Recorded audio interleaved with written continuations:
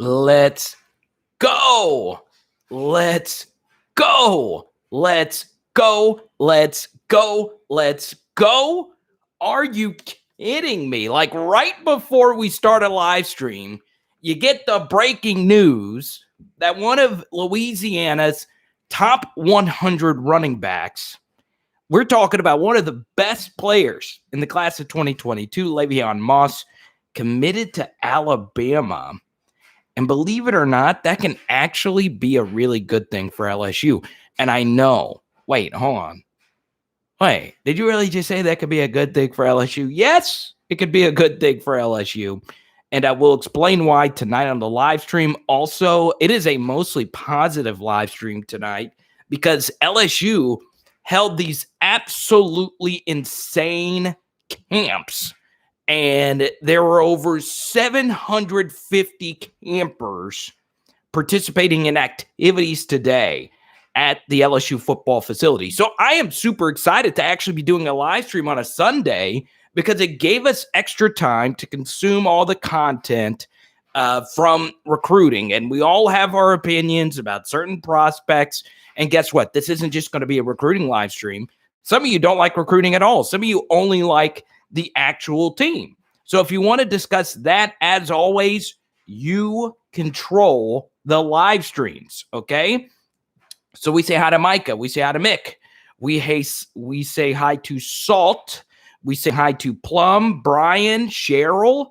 So as always, guys, we're going ahead and put this down right here. And a lot of you know how these live streams work. Okay, we say hi to Big Al, we say hi to Nick, right there. So Venmo, Cash App, Super Chat, any topic you want to talk about, college football or LSU related, we go straight to it when you Venmo, Cash App, or Super Chat. So I'm super excited that we're actually getting to do this on a Sunday night, considering we just had this breaking news story that Le'Veon Moss committed to Alabama. Now, understand this, okay? And this is very important. And honestly, I really want you to think about this. Where does LSU struggle?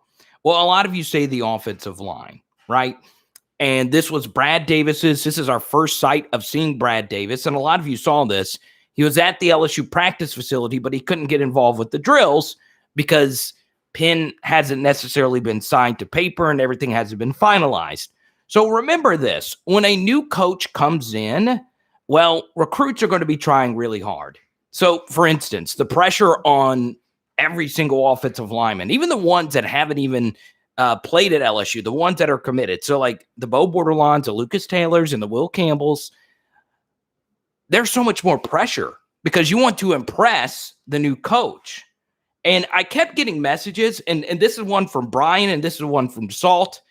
You guys know how much I'm impressed by you two in particular. You guys always provide such great comments.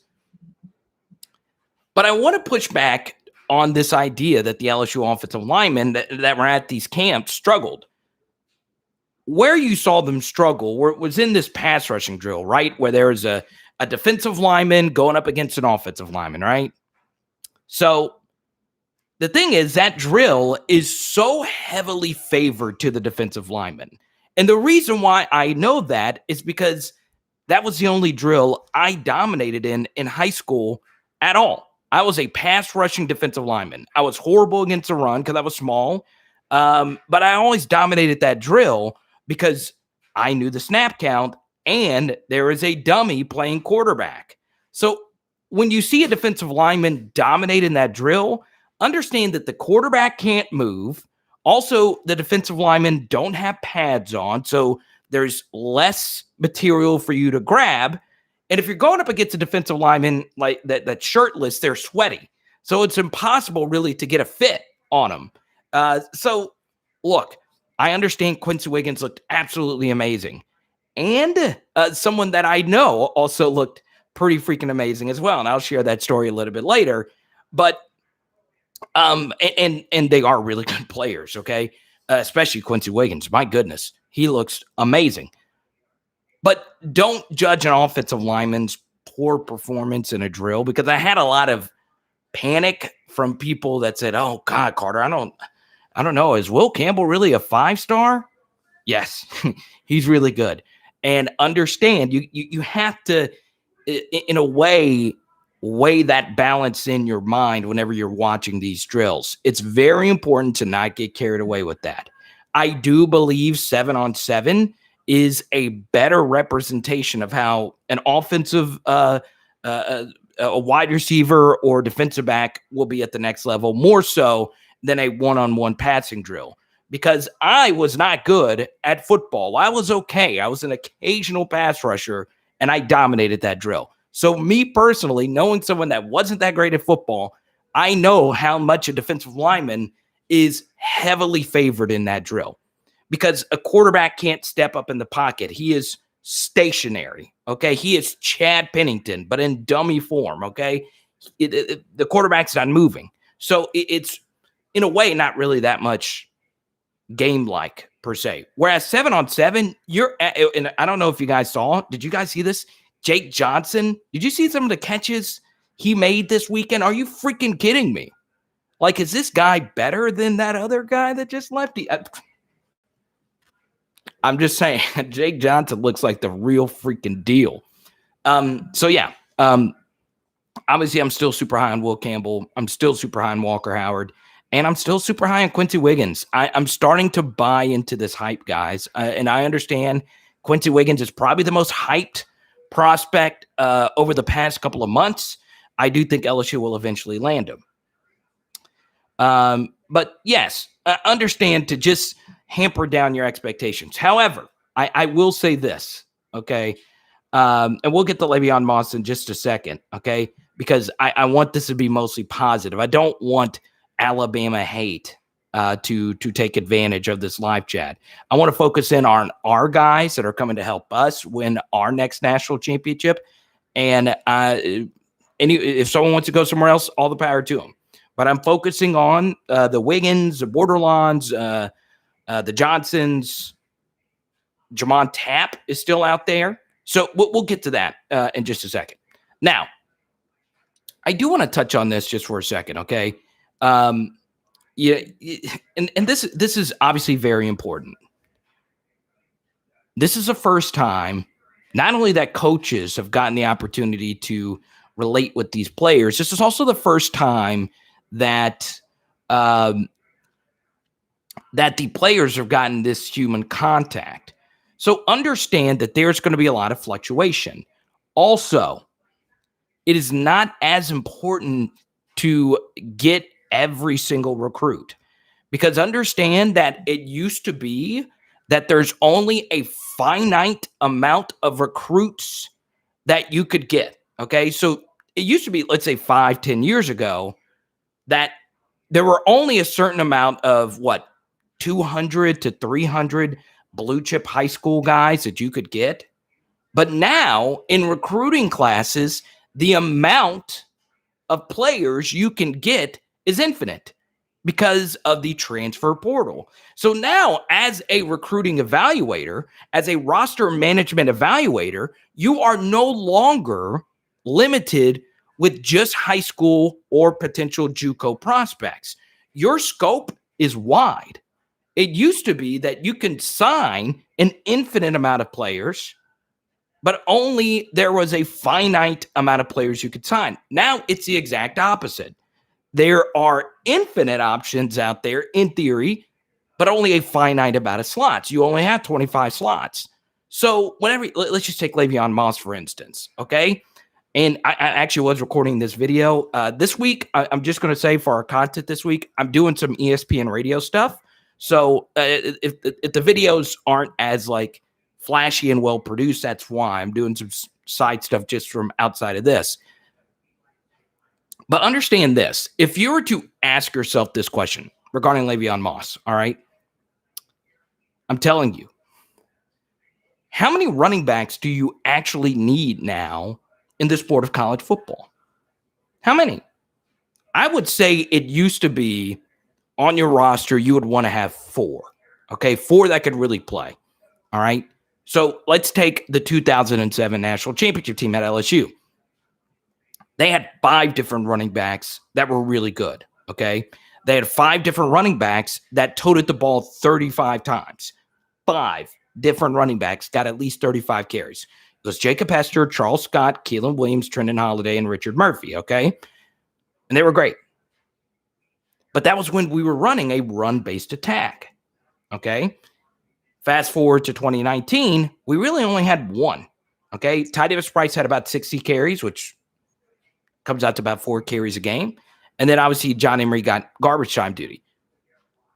But there was only one running back, and you never really rotated them out, okay? So now Le'Veon Moss, who, by the way, the state of Louisiana has 3 different elite running backs. They also have a really good running back in the class of 2023 in the state of Louisiana, Trey Holly.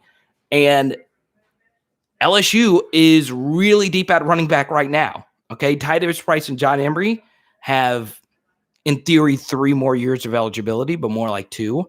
And you still have Armani Goodwin and Corey Kiner, who are both fresh, and I think both of them are really good. So you lose Le'Veon Moss, guess what? There's still Trevante Citizen in the class. There's still Etienne in the class. Kendrick Law is also a potential running back candidate, and I can easily see that switch to a positionless kind of role for him where, kind of like Clyde, you could be a running back and a wide receiver kind of at the same time. Where Clyde was a running back, but you guys know how good he was at catching the football. The Le'Veon Moss thing is not that big of a deal. Now, of course, he's going to Alabama, which sucks. But this would be different if this was Will Campbell. This would be different if this was Emory Jones going to Alabama. Now, that would be a sign of concern where you have a new offensive line coach and you're losing recruits to an SEC West rival at a position of need, okay? And when you actually look at the LSU roster right now, there's not many glaring positions of need outside of really a few. Offensive line, I could see linebacker, but really it's just those 2. Outside of that, LSU has addressed corner. LSU has addressed safety. LSU has addressed a lot of different positions on this team where they're pretty deep. So understand when you lose a recruit, it's not as big of a deal as it once was unless it's at a gigantic position of need or a gigantic impact position. And, unfortunate, I know a lot of you are big running back fans. I'm a big Barry Sanders fan. I was with my dad earlier where we got to meet Barry at the national championship game. It's the coolest celebrity thing I've ever gotten to do. It was really cool. But, the running back position is no longer an impact position like it once was. It's still an impact position, but it's not as important as, let's say, 2007, where we had 5 of them. So we say out of Esteban, NRMN, Nick. Let's see. Mick, you turned on some Birmingham alumni. I want to go back to Birmingham. I freaking love Birmingham. I know that sounds weird, but Birmingham has the best comedy club on the planet. The Stardome is so great. I would love to do that club. But yeah, Esteban's making this point and Salt is making this point as well. You shouldn't, come on. This is running back. We're going to find running backs. Okay. This is LSU. What's Adam Mario? What's up, man? Let's see. Rye, what's good in Canada? Big Al in North Alabama. We got a lot of Alabama Tigers in here. I know. And I agree with Big Al here. And here's something else that's interesting about Le'Veon Moss. And I once again, he's really good. Don't get it twisted. He's really good. But this is kind of a surprise for some recruiting writers, right? That he committed to Alabama. So, yeah.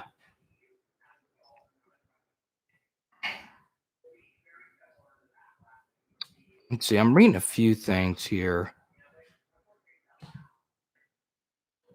Yeah, I think all the recruiting reporters are like dead set on this guy coming to LSU. The one thing I'd say, and I was starting to do some study on if I wanted Le'Veon Moss or Trevante Citizen, and I promise you, hand on the good book, hand on any type of metaphysical thing. I actually liked Trevante Citizen better than Le'Veon Moss. And I know a lot of Alabama trolls are going to come in here and say, well, you're just saying that because that just happened. Le'Veon Moss is really good. He's obviously really athletic. Citizen to me has a little bit more wiggle based on just their huddle tapes and what I saw. Moss is a little bit more of a downhill runner. But that's just me. Also, and this, it's not really a thing because you could play on a bad team and you be the only good player on it. But Estruma High School lost a lot of games last season. And, once again, not a major red flag. High school teams lose. Louisiana football is really competitive. But from what I remember, I think Estruma High School got taken care of pretty easily last season. So we'll see. Yeah, Kendrick Law would hurt a little bit. I still don't think that would be a death sentence. The only guys that I think you should DEFCON 1 is Emory Jones, because it is such a huge position of need. He's such a massive player. He's such a massive, massive piece to this class.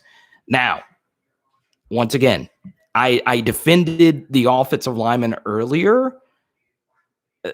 What I saw from Lucas Taylor at the camps was a little bit concerning. Technique-wise, I saw a rep of his that was legit. I want to know who his offensive line coach is because I don't know what the heck that was.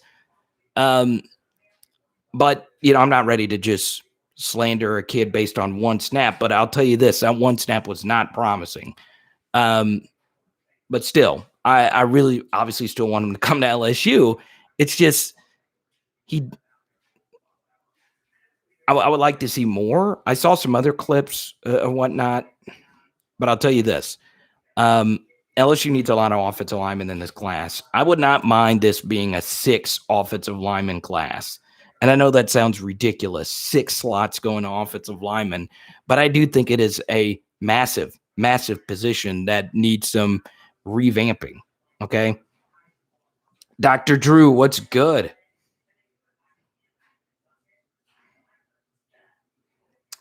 Yeah, Reed, but maybe look, I would rather LSU only take one running back in this class anyway. I said we just did the video earlier this week that a lot of you, and Reed, I know you watched it. I remember you commenting on it. The Covantry Bradford video we did earlier this week, where I asked the question, should we even take 2 running backs? So yeah, it's not the end of the world.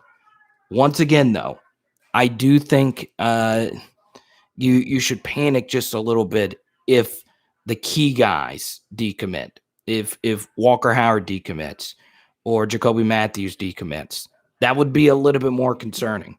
But once again, a running back's a running back. This is not 2018 where you would be really concerned because running backs were, the key to the 2016, 2017, 2018 offenses.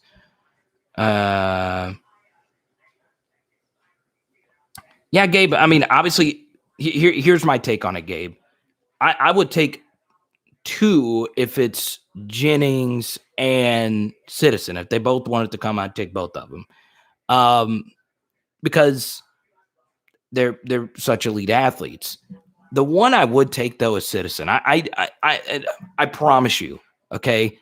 Because I was going to do a video on it last week. I was doing the film study. I recorded it, but then the offensive lineman thing happened. So I was going to do the Covantry Bradford video, and then I was going to do a video on the 2 running backs, Citizen and Moss and Jennings. Okay, there's 3 of them, obviously, that are the elite Louisiana prospects. And I promise you, I thought Citizen was a better player. I once again, we have Bama fans that watch this channel. It's not sour grapes. It's not. That's just how I personally felt. I thought both of them were really good, though. I really do.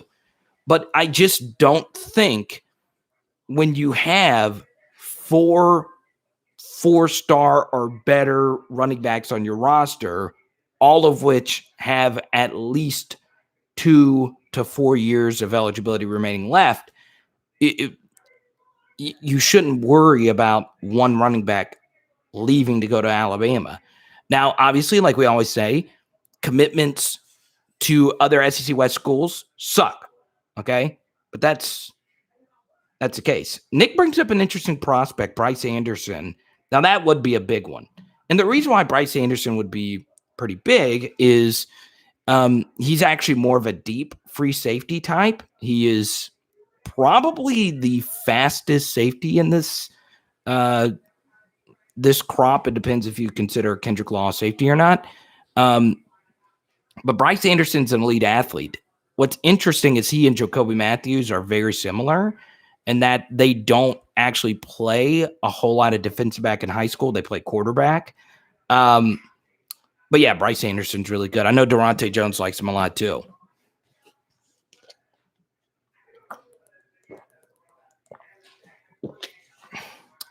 But yeah, he's going to be more of your Chad Jones bumper to bumper type of safety. Let's see here. I thought I got a... Okay, cool. Big Al. Thank you so much for your super chat, man. Thank you, man. Can ex-players, pros contact recruits to help in recruiting? Yes, they can. And they do it a lot, actually. I know they used to do it a lot, but I'm sure that they do. So, for instance, obviously this is, a very obvious example. But Trev Falk recruiting, say, Dryan there at the last second to get him to LSU because it matters who you talk to about this, but a lot of people thought Sage Ryan was going to go to Alabama. Okay. But yeah, are you already talking about Etienne when you say Jennings? Yes.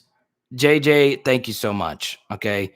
He's in Jennings, Louisiana. Etienne. I'm so sorry about that. Thank you for correcting me. So yes, from Jennings, Louisiana. Yes. I'm sorry about that, JJ. And welcome, JJ. I think, is this your first time in the live chat, JJ? Everyone welcome JJ M. Spyro. Everyone welcome JJ. Big Al, thank you for your super chat. So, yes, ex-pros or current pros can reach out to current recruits and recruit them to LSU. So, yeah, that is very legal. Let's see. But, yeah, I do think LSU needs to get another safety in this class. And hopefully it's Bryce Anderson. That would be a dream scenario. Obviously, Keon Sabb is still out there. Obviously, Kamari Wilson's still out there.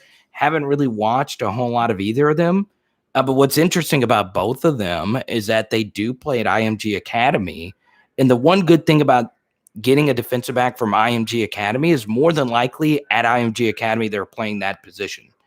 So yeah, those are both unlikely 5-star commits, but one can wish. Let's see. But everyone welcome JJ M. Spyro. I need some clap emojis. I want JJ to feel welcome because he did correct me, and I'm glad he did because I'm an idiot. Huh? Yeah, Gabe, that's interesting. Fitzgerald West getting an LSU offer. And look, I know some of you don't like recruiting, so recruiting is kind of the topic now. But if you guys want to talk current roster, obviously send in a super chat, Cash App, Venmo, whatever. Thank you, Reed. I knew you'd step up and welcome JJ to the chat. So yeah, Fitzgerald. There you go, Plum. I could count on you. Fitzgerald West. So obviously he is a defensive tackle at LCA. So when I initially saw that, it was obviously last night.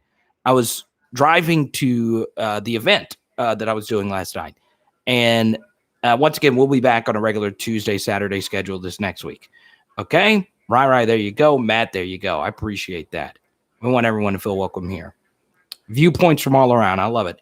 Leonard, there you go. Okay. Fitzgerald West is the LCA defensive tackle who got offered, and they offered him as a center. Okay. So the heir apparent, I saw a lot of Lloyd Cushenberry references to this. Fitzgerald West, a little known 3-star. Obviously, Jordan Allen is the bigger name at LCA. That's the safety that everyone's waiting to see LSU offer. And look, Ed Orgeron has done this a lot. He's looked at these defensive tackles and says, I can mold them into a great offensive lineman. Now, it's worked with Dare Rosenthal, who, when he's healthy, is pretty good. Joseph Evans, obviously, has switched back and forth. And Jason Hines, you guys know how I feel about him. But look, offensive line is such a big position of need that LSU is going to need as many as they possibly can. I'm just not warm and bubbly about our roster there right now. And I'm not just talking about the starters. We're talking about the future. And the biggest gap between us, legit, the only gap between us and Alabama is that position. It is the only gap, okay? A quarterback, that's no longer a gap. Wide receiver, even. Running backs, pretty even. And Bama probably having a slight edge at all these positions, but they're pretty dead even. Defensive line, Bama's probably got us there. Linebacker, probably pretty even. Secondary, we got him. The only gap, that is the only gap. There is no gap at any position between us and them than that position. That's it. Okay? And if Brad Davis can fix this, we're right there again. We're right there again. That's all it takes. It's all it takes. But it's a big ask. So you need to get as many of these guys in to build that depth there. And until we do that, we're not going to compete for college football playoffs. And I know we do a lot of deep analysis on this channel, but sometimes things can just be simply said. So it's just that simple. And I like Ed Orgeron doing that. Offering a Louisiana kid that obviously really wants to play.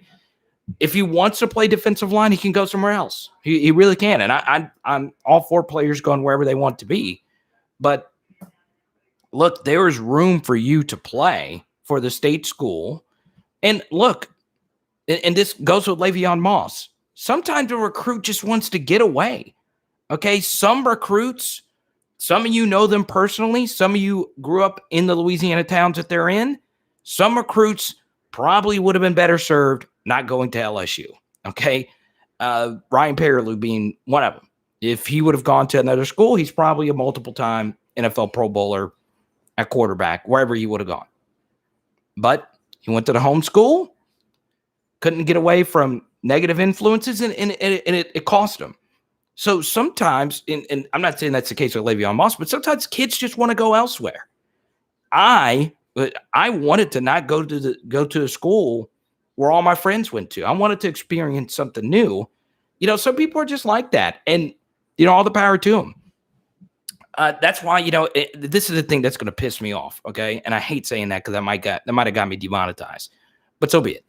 The one thing I'm going to hate, and I hope you guys don't do this, when a guy like Le'Veon Moss decides to go to Alabama, don't go negatively tweeting him. That's his decision. That's what he feels is best for him and his family. All the power to it. Okay? So now here's the thing. If you make like a big dramatic thing like that other guy did last week, then obviously we'll talk about it. But if Le'Veon Moss wants to go to Bama or any kid wants to go anywhere else, all the power to it. I really do mean this. And the players that played on championship teams have told me this in the past. One of the most important things a championship team has are guys that really want to be there. What's up, Biscuit? G. Lou, you're the first person to recognize this. This is actually a Real Madrid jersey. I'm not even a Real Madrid fan, but it's purple and it looks cool. Does it look okay? Gentry Williams, 2023 5-star. So, yeah. Yeah, Hitstick. Cam Dewberry would be very nice. Oh, you're Jay Morsey. Oh, okay. Huh? You can't be changing your name like that. Okay, so Mo Funky, Mo Funky knows more about these offensive linemen than me. He tweets me about them all the time. So Mo Funky, let me know what you think about this weekend. This was a big weekend. Were there any offensive linemen under the radar that you guys are looking for? Like, obviously, I get a ton of tweets about Cam East. Here's part of the problem is it's kind of hard for me to evaluate these guys without their senior tape. And that's what Ed Orgeron's doing with Cam East. Yeah, and I saw someone tweet earlier, I think Bo Bordelon's a little too light to play tackle. He might be, but, I mean, it's still early. Most offensive linemen aren't ready to play as true freshman anyway. If Bo Bordelon's a year 3 guy, all the power to him. Let's get him in the program. NRMN likes Lucas Taylor. I hope so. Hitstick, I'll do that. Is most of his film, though, at defensive tackle? I'd be very interesting. Nick says Jordan Allen is the next guy he's looking for. Yeah, I do think he'll eventually get that offer, especially if you start losing more guys out of state. Okay? So, look, if you're a big Jordan Allen fan, okay, let's take Nick, for instance, okay? Some of those corn-fed boys from Arkansas. There are some good offensive linemen in Arkansas, Big Al. The one thing you can say about Arkansas the past decade, they have produced some really good offensive linemen. Frank Ragnow is probably the best center in the NFL right now. So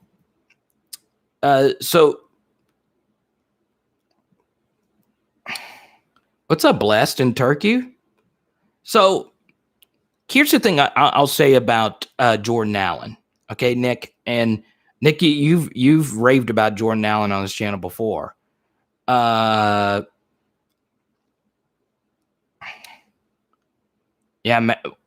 Okay, so let's go to Rai Super Chat. Okay.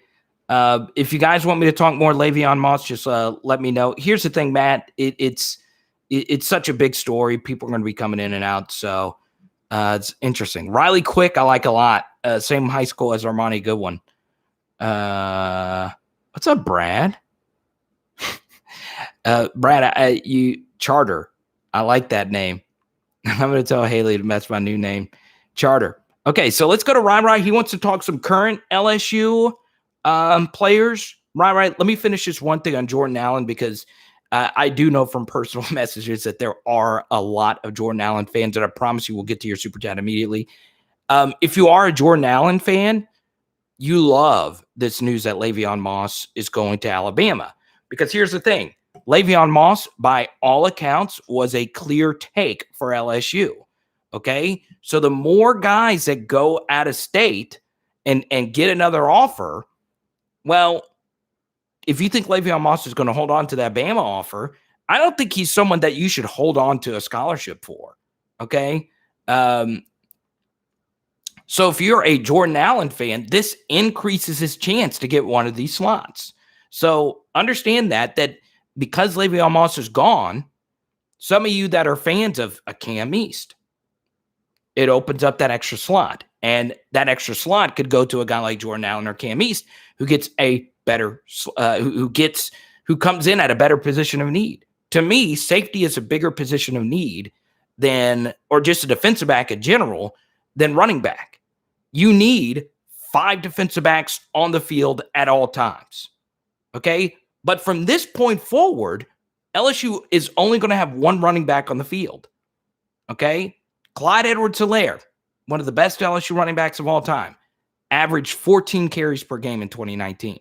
So, he was able to stay on the field at all times. This running back is a different position now. Okay? So let's go to Rai's question. And I want everyone to answer this question in the chat right now. All right.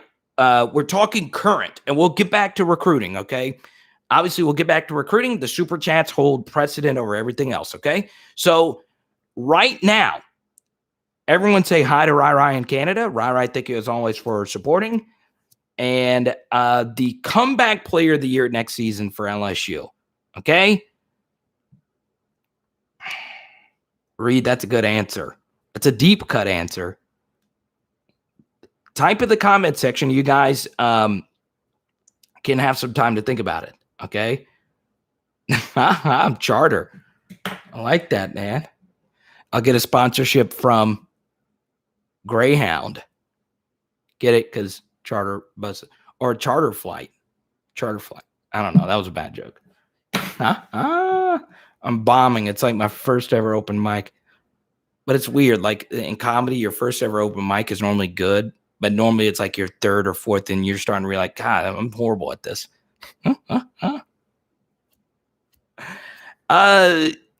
Yeah, Stingley's a good answer here because it was such a rough season for his super high standards. So yeah, I think that's the clear answer. And I know he was all SEC, but he wasn't Derek Stingley last season. He played in 6.5-ish games. So he missed Mississippi State game and he missed the final 2, missed the final half against Arkansas because of injury. It was a rough season. So yeah, Stingley, it would be a shock if he's not close to 2019 form again.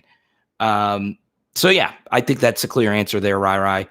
I think Cordell Flott has some potential here. Look, Mo Funky, the question is, who is your comeback player next season?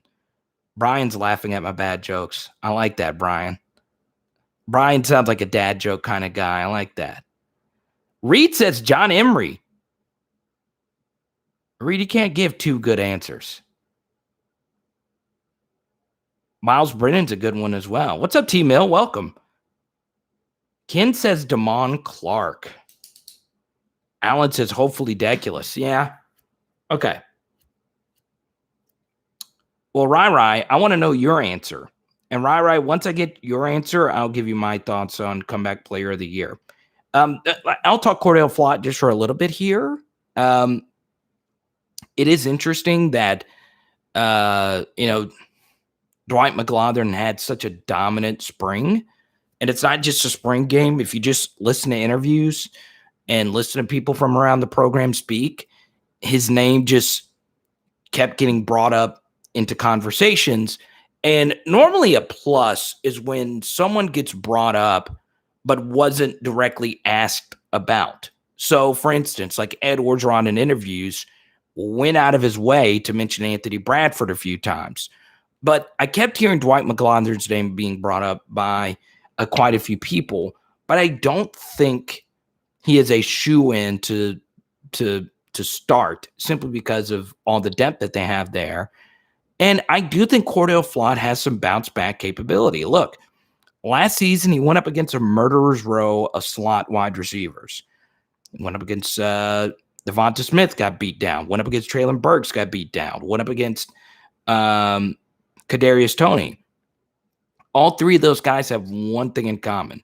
They're all going to play in the NFL for a very long time, okay? So he went up against NFL guys in a new system where communication was an issue. And when you're the slot corner, you have to have guys around you that are communicating because they're going to try and pick you. They're going to try and do a lot of different things. So I think Cordell has some bounce back capabilities simply because of he just played such great receivers all season long. Elijah Moore, but Elijah didn't play in the final game. But that's another good point in RMN.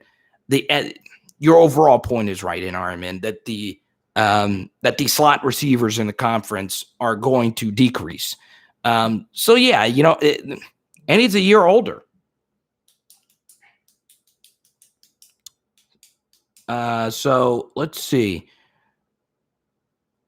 Todd Harris. Yeah, that's not a bad answer. So I'll talk about Damon Clark for a little bit here. I just don't think linebacker's his best position. I think his best position is a standing edge player in a 3-4 or a situational pass rusher / special teamer. I just don't know if traditional linebacker is something, that's in his repertoire. This has just been something that he struggled with as far as, gap integrity. And it's a tough thing. So yeah, we'll see. I'm holding out hope. I think everybody in that building wants Damon Clark to succeed, including me. Obviously, he's a Tiger through and through. They wouldn't have given the number 18 uniform to just some scrub. I thought him getting his number 18 uniform last season was a little bit more justifiable than let's say Chris Curry, who, Chris Curry had like one breakout game last season, and Damon Clark had a massive impact in a few games. So yeah, I think if they use him a little different, it'll be better off. But honestly, I just think Damon Clark is just going to get, and this, I actually don't mind saying this at all. I think Jared Small is a better player. I do. And obviously, that's based just off of one spring game, but man, Jared Small made a lot of plays in that game. And I'm not just talking about the interception. I mean, the dude really read the game well. So, I'm kind of growing on Jared Small, and obviously Bug Strong and Mike Jones will be there. Micah Baskerville comes back into the fold. So Damon Clark will get his chance. And I hope he succeeds. I mean, he is the one guy, probably along with John J. Kirkland, you would cheer for the most, because they've done so many good things for the university behind the scenes. Reed is high on Antoine Sampa. Very interesting. Jason, thank you, man. I appreciate the compliment. And Rai, thank you so much for the super chat. Rai says John Emery. Okay, so we'll talk about John Emery here for a second. Okay, nice little super chat here from Ken. I can't stick around tonight, but thanks for your perspective. You're usually right. Thanks for your great content. You know what, Ken? I appreciate you saying that, but I get a lot of things wrong as well. That's why, I rely on you guys. I rely on your comments to all videos. I want you guys to hold me accountable for every good prediction I have, such as, Bo Pelini saying that at the time Bo Pelini was going to be a disaster. I have a bad one. Let's see. What is the worst wrong opinion I've had? And I've had quite a few. The Mo Hampton one was probably the worst. I think we can all agree that was probably the worst. And that one was bad. That was bad. So Ken, I appreciate you, man. And you know what, Ken, I really do mean this. I'm a big fan of Damon Clark. I really hope it works out. I really do. The kid has such a big smile too. So yeah. Yeah, I know, John. Ugh, Le'Veon Moss, right? John just tweeted me that too. Look, when you start a live stream and a gigantic story such as that breaks right before, because here's the thing, some of you watch the live stream from the very first second, and obviously I respect you guys the most. So like the Big Al's, the Johnnies, but a lot of you come into the live stream like 30 minutes in, and you'll want to bring up a subject that's like the gigantic story. But obviously, we kind of float around. So here's what we'll do, okay? We'll go back to the Le'Veon Moss story if you super chat it, Venmo, Cash App, or if you buy a shirt, okay? But since I've already spoken my piece on it, and I'll probably do a video on it tomorrow, we'll just keep this train on moving. Okay, let's go to Mo Funky here on the offensive line question. But let me let me finish out Ken's super chat real quick, and we'll get back to it. Okay, so Ken super chatted Damon Clark, Micah Baskerville. Micah Baskerville could have that breakout season. Now, obviously, him not being there in spring sucks because you had a new safeties coach and you had a new linebackers coach. So, yeah, it sucks. And I hope everything got squared away. According to people that know way more about this than I do, everything looks good as far as Micah Baskerville coming back. Now, Micah Baskerville is a very solid linebacker. Like, you're getting more of a Donnie Alexander than you're getting a Devin White. But here's the thing. You can win games with Donnie Alexander at linebacker. So you're not getting, a high ceiling player, but you're getting a solid player. So, yeah. So hopefully Micah Baskerville is ready to go next season in a new defense. Some of you want to talk Walter Nolan. Let me ask this really quickly. Rai, did I answer your question about John Emery? I did not. Let me finish out the John Emery thing, and we'll get back to some recruiting. Kenneth, welcome. Let's see. So let's see. John Emery. All right. So he went through spring, gold non-contact uniform. Here's the thing about John Emery. Okay, LSU's run blocking was not good last season. So there is an NFL analytics guy. His name is Kyle Briganti. I don't know how to pronounce his name correctly. And he's a Brazilian analytics expert. And he charted every single NFL run. Now, obviously, this is the NFL, not the college game, but hear me out. And what his study showed was in the NFL, it is more important to have an offensive lineman open up holes in the running game than it is to have a great running back. Okay. So that's what a study showed, is that the value of having an offensive line to open up holes outweighs the value of having a great running back. So if that is true in college, which kind of makes sense, then you can defend John Emery, right? You could say, well, John Emery didn't have the holes to run through. Ty Davis Price didn't have the holes to run through. And you look back, John Emery had some runs in 2019 that did make you go, wow, this kid is special. He had a few cuts against Utah State. He scored the first touchdown of that game against Utah State. Then he had a run where he broke the tackle of a linebacker named Grant Morgan of Arkansas, who was all SEC this past season. And he just threw Grant Morgan off of him, but that was in garbage time. But still, it was one of those runs. And this was in 2019. It was one of those runs where you were like, okay, wow. Okay. But here's the problem with John Emery. And this is the biggest red flag that I have for a running back. Okay. I don't care how great, I'd say I don't care. Obviously, I do care. I care how a running back runs through a wide open hole. Okay.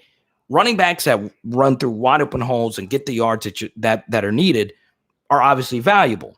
But the ones that make themselves so valuable that you have to get them the ball a certain amount of times are the running backs that make guys miss. So here's a good example. Whenever you're watching a running back on college film, look at the run, and then after the run is over, ask yourself this question. Can a replacement level running back have made that same run? And if the answer to that is yes, then that run loses its value. So you look at some of the runs that John Emery makes, a lot of them aren't runs that were made outside the framework of a play or what was a cut back through the backside B gap when it was supposed to go through the A gap. Whereas if you go look at a Clyde or Solaire or a Jeremy Hill, these guys were amazing at making something out of nothing. Okay. I like running backs that can run through the hole wide open and get me 4 or 5 yards. That is absolutely fantastic. Don't get it twisted. There's some value in that. But if you're a 5-star, I'm not saying you have to Barry Sanders your way through long runs, but you have to be special. You have to break tackles. And you go look at John Emery's broken tackle percentage. It was actually pretty good last season, according to SEC StatCat. But what we want to see, and even I think John Emery would even say this, what we want to see is special. And, we just haven't seen enough of it yet. Now, a lot of it's been injuries. He had the LASIK surgery before his sophomore season. The pandemic, according to a piece from Brody Miller, who's, fantastic journalist for The Athletic, his family went through a lot. And I'm a John Emery fan. I totally understand that. But here's the thing. Ed Orgeron has brought this up in multiple interviews. He needs his running back room to step up. And we need John Emery to take that game to the next level. And I think as of right now, Ty Davis Price is just a more reliable option. But John Emery has the higher ceiling. So the thing is, So yeah. Let's see. Sorry, Carter. Not everybody ain't Barry or LaDainian. Yeah. So Reed, that's my point. Is you don't have to be that. Okay. But if you're a 5-star, you want to see more. Okay, that special type of runs. So, all right, let me know if that's a good enough answer for you.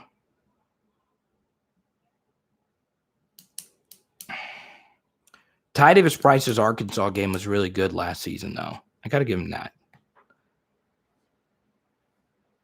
Getting Walter Nolan would be a huge pickup. That's an understatement. That guy is really good. That guy's really, really good. He's one of those year one type of guys. But yeah, I think we're all kind of hoping for that John Emery. I think we're all hoping for that John Emery. Yeah, you're right, Reed. His Utah State, John Emery made some cuts in that Utah State game, and I know it's Utah State, but it made you go, what is this guy? Wow. I was like, whoa. And you see it. That Arkansas run in 2019, he just threw an all-SEC linebacker just off him. I mean, he's got the ability. It's just, with the injuries and stuff, we need to see it.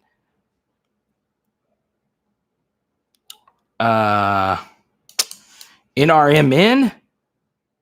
Okay, Carvis always brings this up, man. TDP and Emery, the next Nick Chubb and Sony Michel. Huh?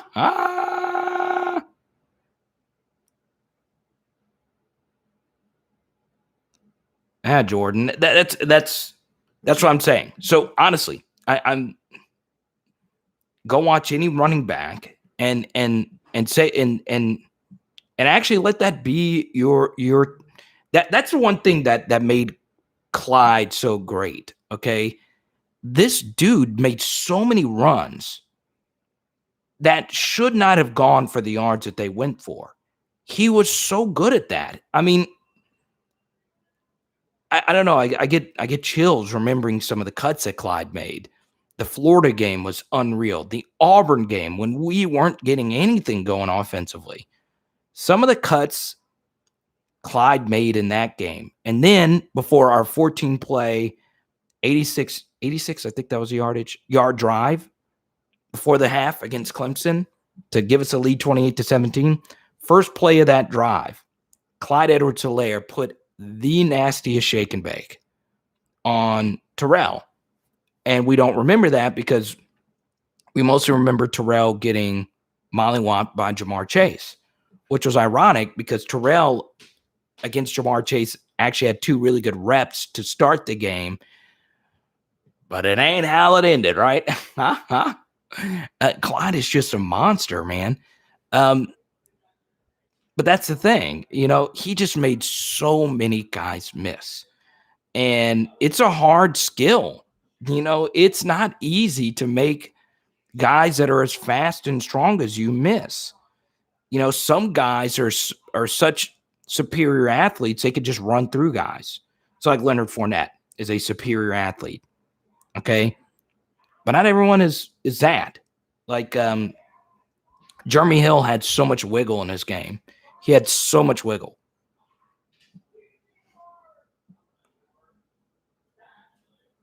But Creek, you make the point. The first thing starts with the guys up front. Yeah, Jordan, and I mentioned that. I don't even mention his Alabama game. It's unreal. The Bama game is the best the best running back performance probably ever from an LSU running back. And I know Justin Vincent versus Oklahoma will be mentioned, but, Charles Scott versus Georgia was very underrated in 2008, but still.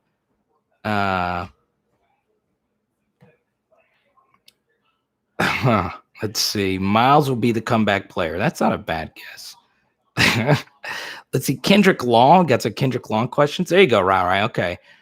So yeah, we're about an hour into this. Let's see. Whoever super chats next, go straight to your topic, baby. All right, guys, I got some good news. Haley and I will be picking up our new puppy in the next couple of weeks. What'd you say? We're getting our dog. Oh, yeah. In our next couple of weeks. 2 weeks from Thursday. So, yeah, this is big. 2 weeks from Thursday, guys. Yeah, Big Al. Barry Sanders is my favorite running back. My favorite running back of all time. Jacob Hester versus Florida 2007. Yeah, that was good. That was really good. We'll vlog when we go to the secret location. Secret location. Shh. Who here is excited to see the new Power Hour puppy?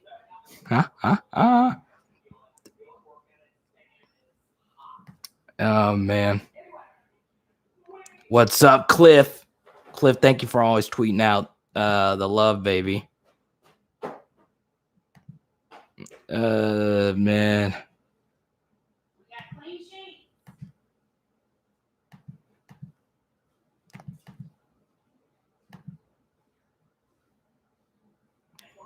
Diesel, Cecil.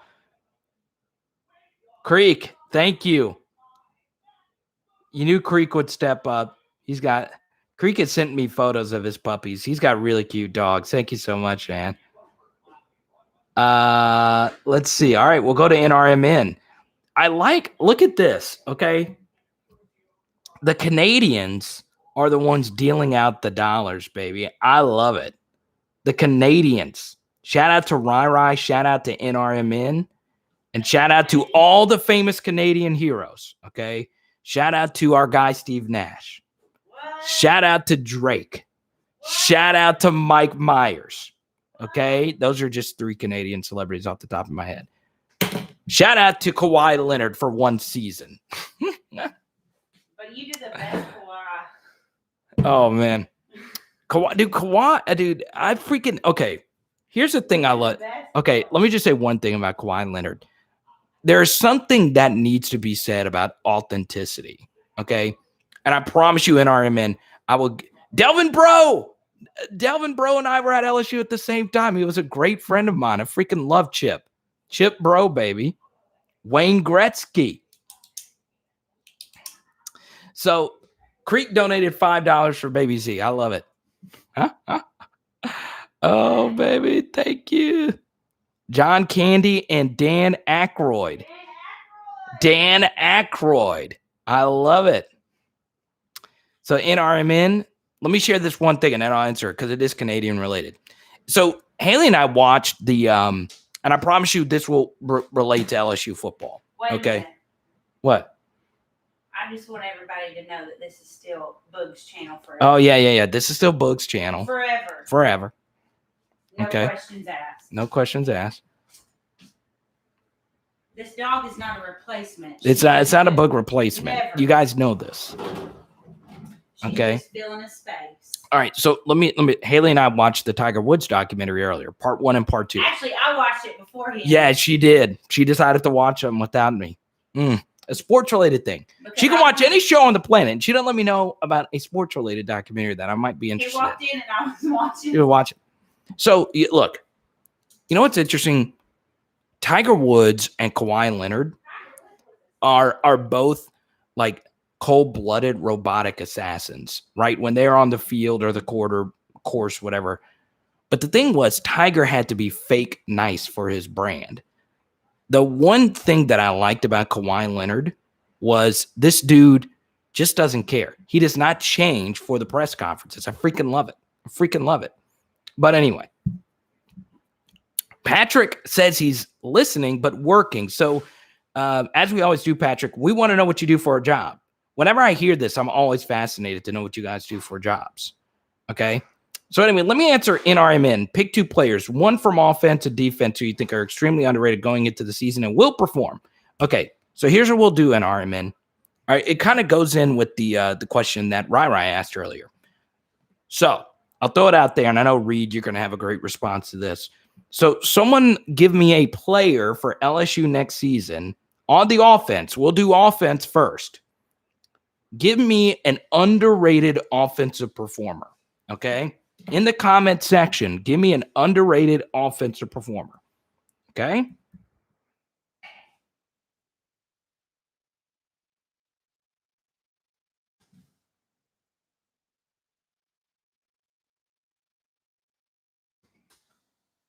And let y'all file in these answers. Let me see. Find this video for you. Read. Or NRMN, excuse me. Here we go. Boom. Right. And I'll make sure I'll link this right here. Tony, what's good, man? Happy Sunday to you, brother. Liam Shanahan, Cole Taylor. Fingers crossed, man. I love Cole Taylor. John Trey, Emery, Devonta Lee. Okay. I don't know, Carvis, if Devonta Lee's ever going to get a shot to prove himself.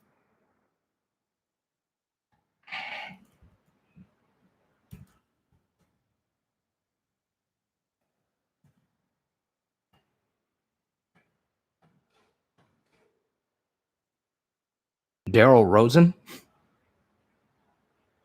Brandon says Palmer.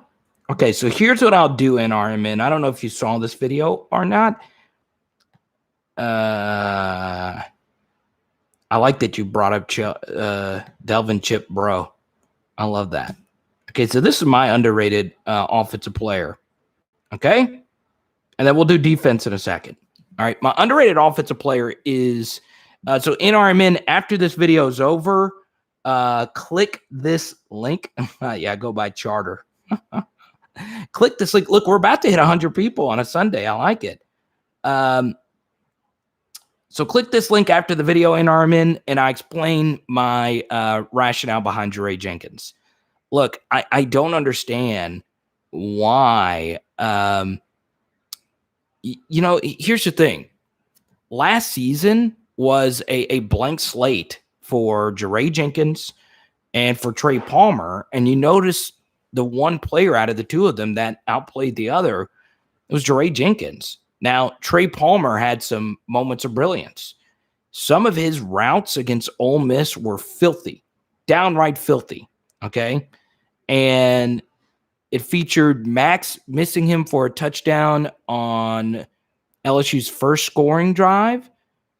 Then on the very next play, they ran the same route, and Trey Palmer on his option route broke to the outside, and Max delivered a dart, and Trey caught it. And then they did it again. It wasn't quite the same route. The third time, his third target, he dropped it. So this is the thing with Trey Palmer. It all hasn't just come together, right? So, yeah, I get it. I understand Trey Palmer's really excited. And I understand we have a lot of people in Central Louisiana that are fans of him. I say Central. Where's Kentwood? Where's Kentwood, Louisiana? Anyway, I've gotten emails from people from Kentwood, saying Trey Palmer is going to be, the next breakout. Okay. Well, I gotten one. Point being is this is year 3 for him. So 2019 recruit, 2020, 2021. And this is his opportunity to shine. But here's the problem is, yes, there are stories of Russell Gages who broke out their final season at LSU. But more often than not, an LSU wide receiver proves himself in year 2 of their development. Most wide receivers have that year 1 to year 2 jump. That's not to say Trey Palmer can't have a similar jump, okay? It's just he had the opportunity to separate himself from Jeray and Coy Moore and even Kayshawn to a certain degree, but he didn't do it. So, and Devonta Lee's a little different because he's bounced around so much, and I lost 9 viewers talking about Trey Palmer. Like I said, Trey Palmer's got some stands on this channel. So yeah, I really hope. And look, they're all coming back. I do like Trey Palmer, but he could just be the odd man out. I just think Jeray, based on what we saw last season, is just way ahead of him. I really do. So yeah, we'll see what happens there. So my underrated player on offense is Jeray Jenkins. I think he's going to be a lot better than most people give him credit for. Now, outside of Jenkins, underrated offensive player, I'm going to go with Dare Rosenthal. Look, this was a guy who got his first start last season at left tackle against Mississippi State, and he got banged up. And he wasn't really healthy the rest of the season. But Dare Rosenthal, to me, was LSU's best offensive lineman in the spring game by a wide margin. And I understand it's just a spring game. But Dare Rosenthal was going up against B.J. Ojolari. That's LSU's most talented, God-given talented pass rusher on the team. And he did pretty well. Now he's fully healthy. And look, Dare Rosenthal has a history of suspensions from the program. What have you heard from Dare Rosenthal in the last couple of months? Nothing, which is a good thing. That means he's locked in. He's ready to go. He's ready to dominate. And here's the thing. He's got even more motivation now because he's got to prove himself in front of a new offensive line coach.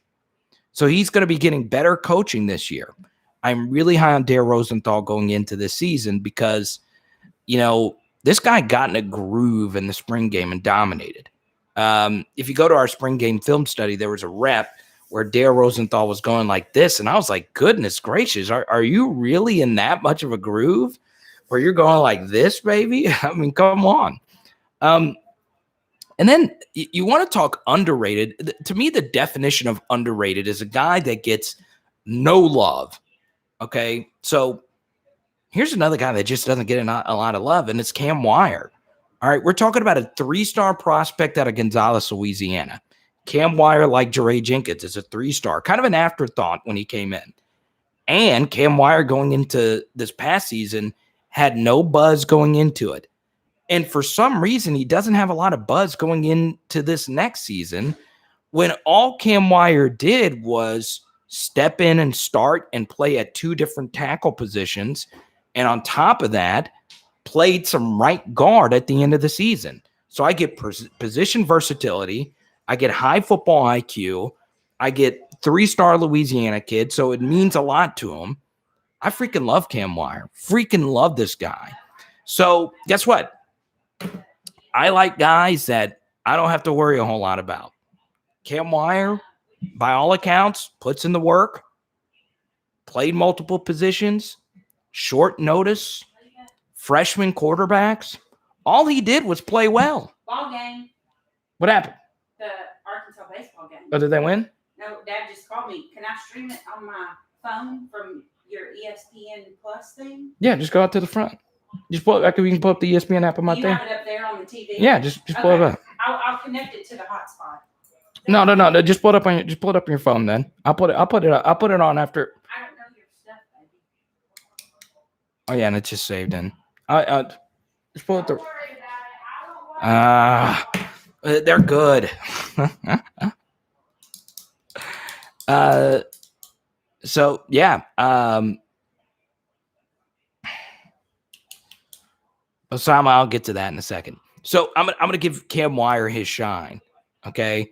Because look, I read and I'm getting a lot of Cardell Thomas's, but the thing is you're just guessing. We have no tape. We have no tape on Cardell in an actual game, okay? We have his spring game, which honestly, his spring game wasn't that bad, but to me, it still looks like it's year 4 for him, and he's at year 3. So year 1 was just wiped out because of an injury. Year 2 was, I don't know what it was. And then year 3, here we are. And guess what? Cardell's name gets brought up all the time. But this is what happens. Anthony Bradford's name got brought up a lot. Maybe he's a breakout. But I would like to see Cam Wire play a lot. And I understand physically he's not. He doesn't look like, he doesn't maul people like Quentin Nelson or Orlando Pace, but he's good. And I'm just looking for good. And last season, we had bad. I just want good.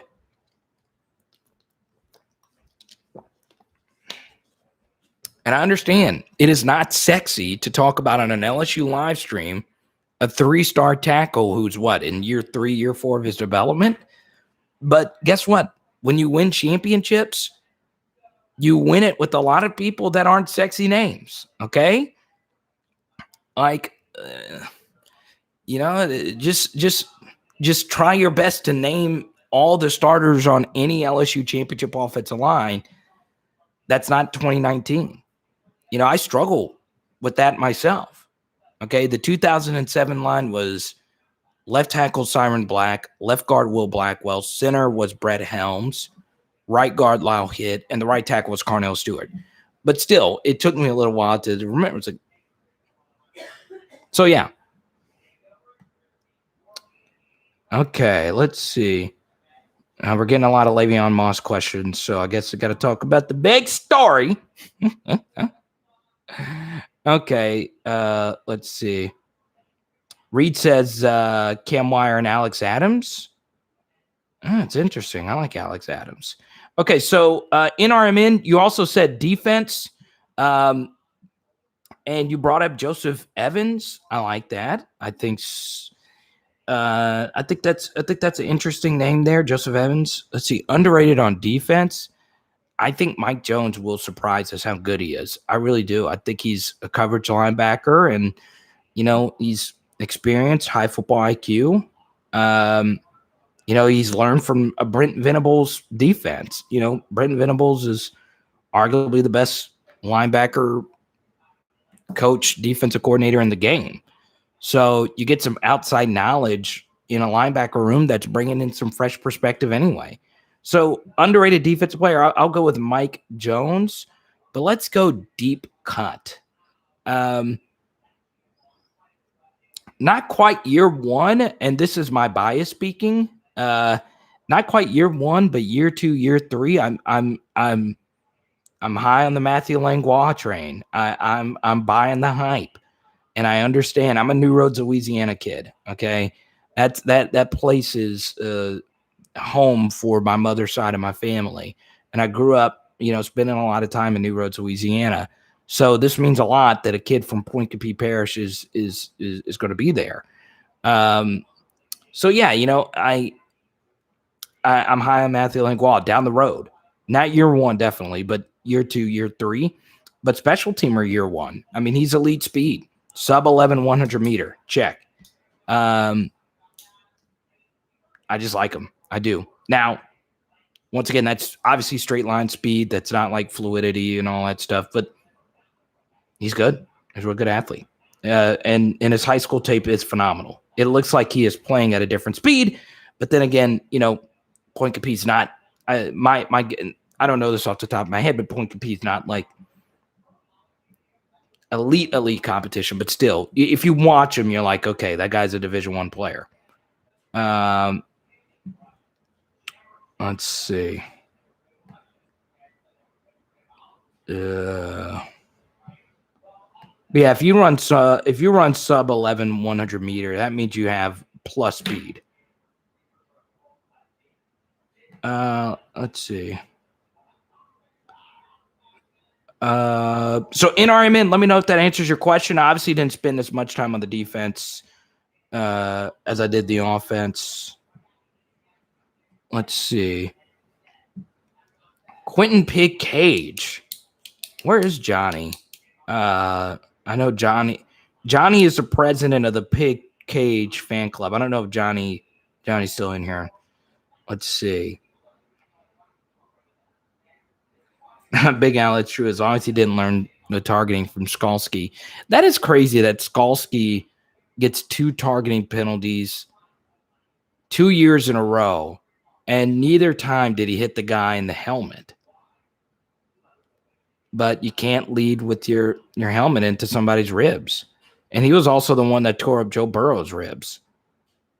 We've got an Alabama troll. Looks like he made his account like 2 minutes ago. Huh?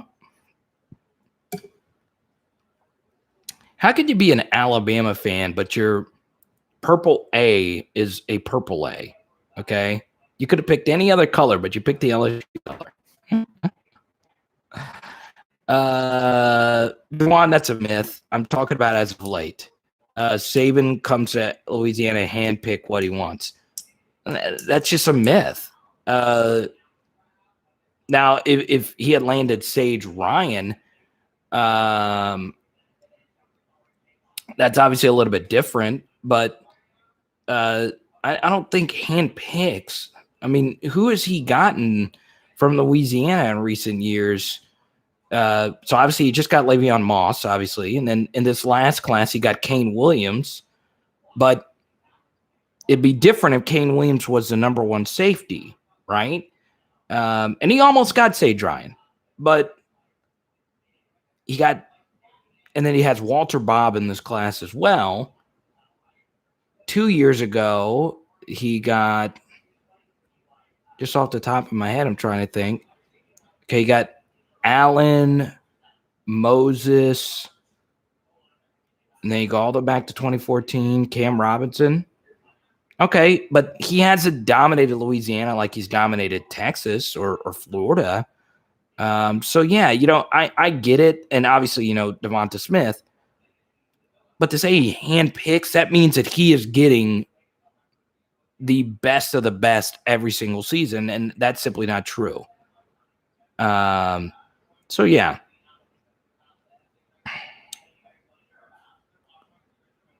Brian, you know how I feel about comparing guys to the Honey Badger.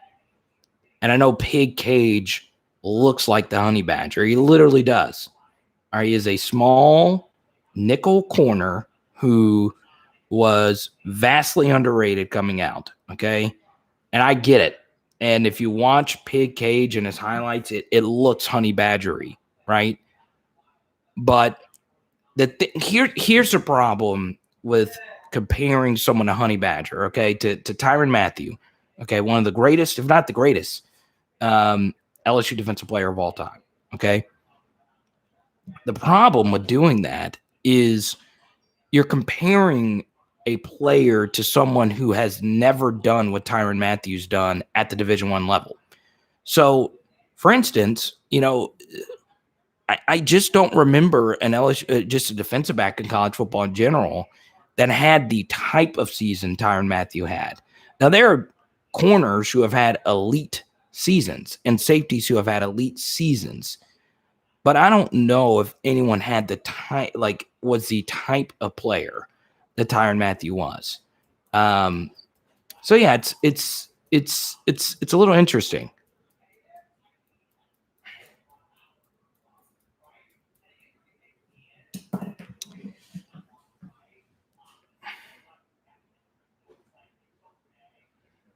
So yeah, Nick Saban's done well in Louisiana, but he does well everywhere. To say he handpicks means that he is getting every single player, which is obviously not the case.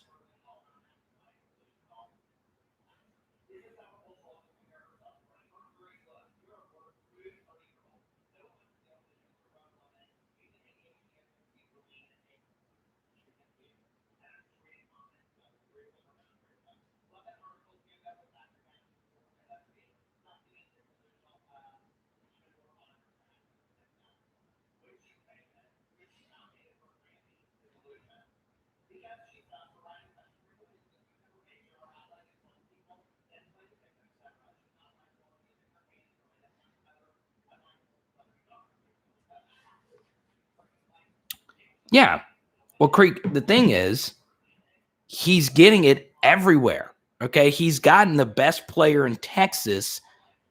I mean, I could argue he's gotten more guys from other states than in Louisiana. Now, he's gotten some really good players from Louisiana.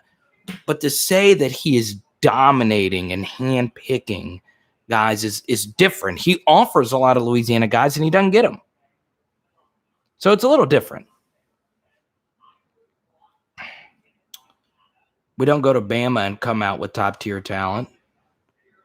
Let's see. LSU players from Alabama. Okay, so Neil Farrell isn't elite, but he's been okay. Obviously, Cordell Flott's not elite. That wasn't someone Alabama was recruiting. Quan Alexander was from Alabama. There's just guys. I haven't looked into this really.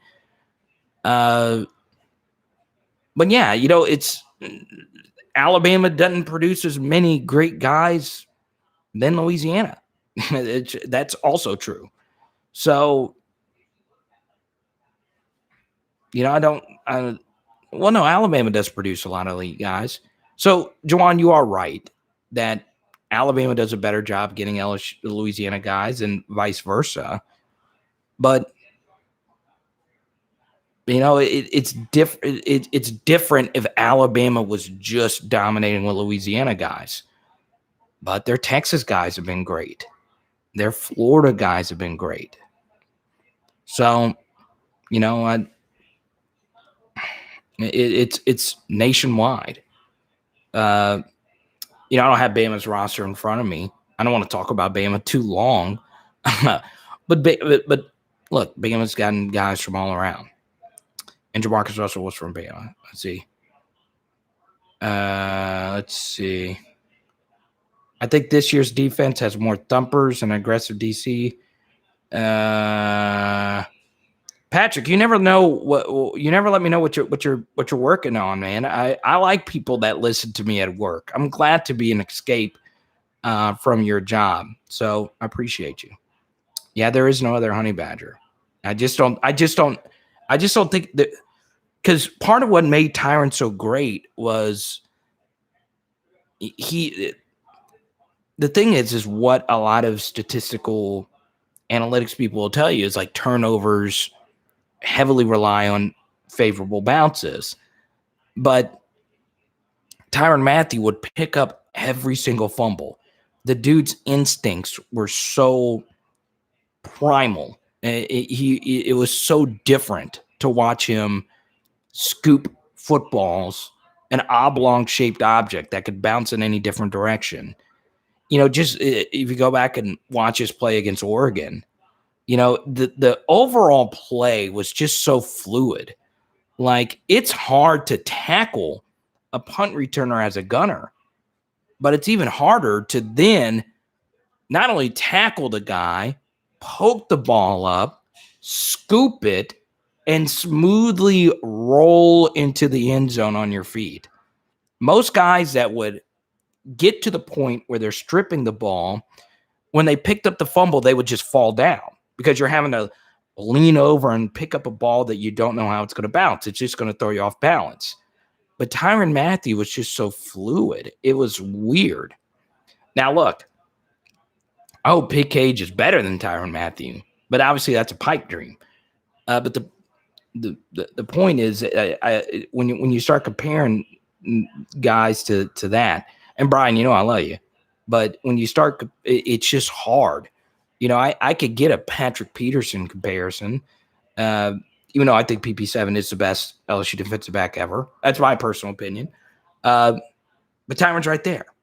But there have been other great, more traditional corners. There have never been another Tyrann Mathieu. He's the most unique college football player I think I've ever watched.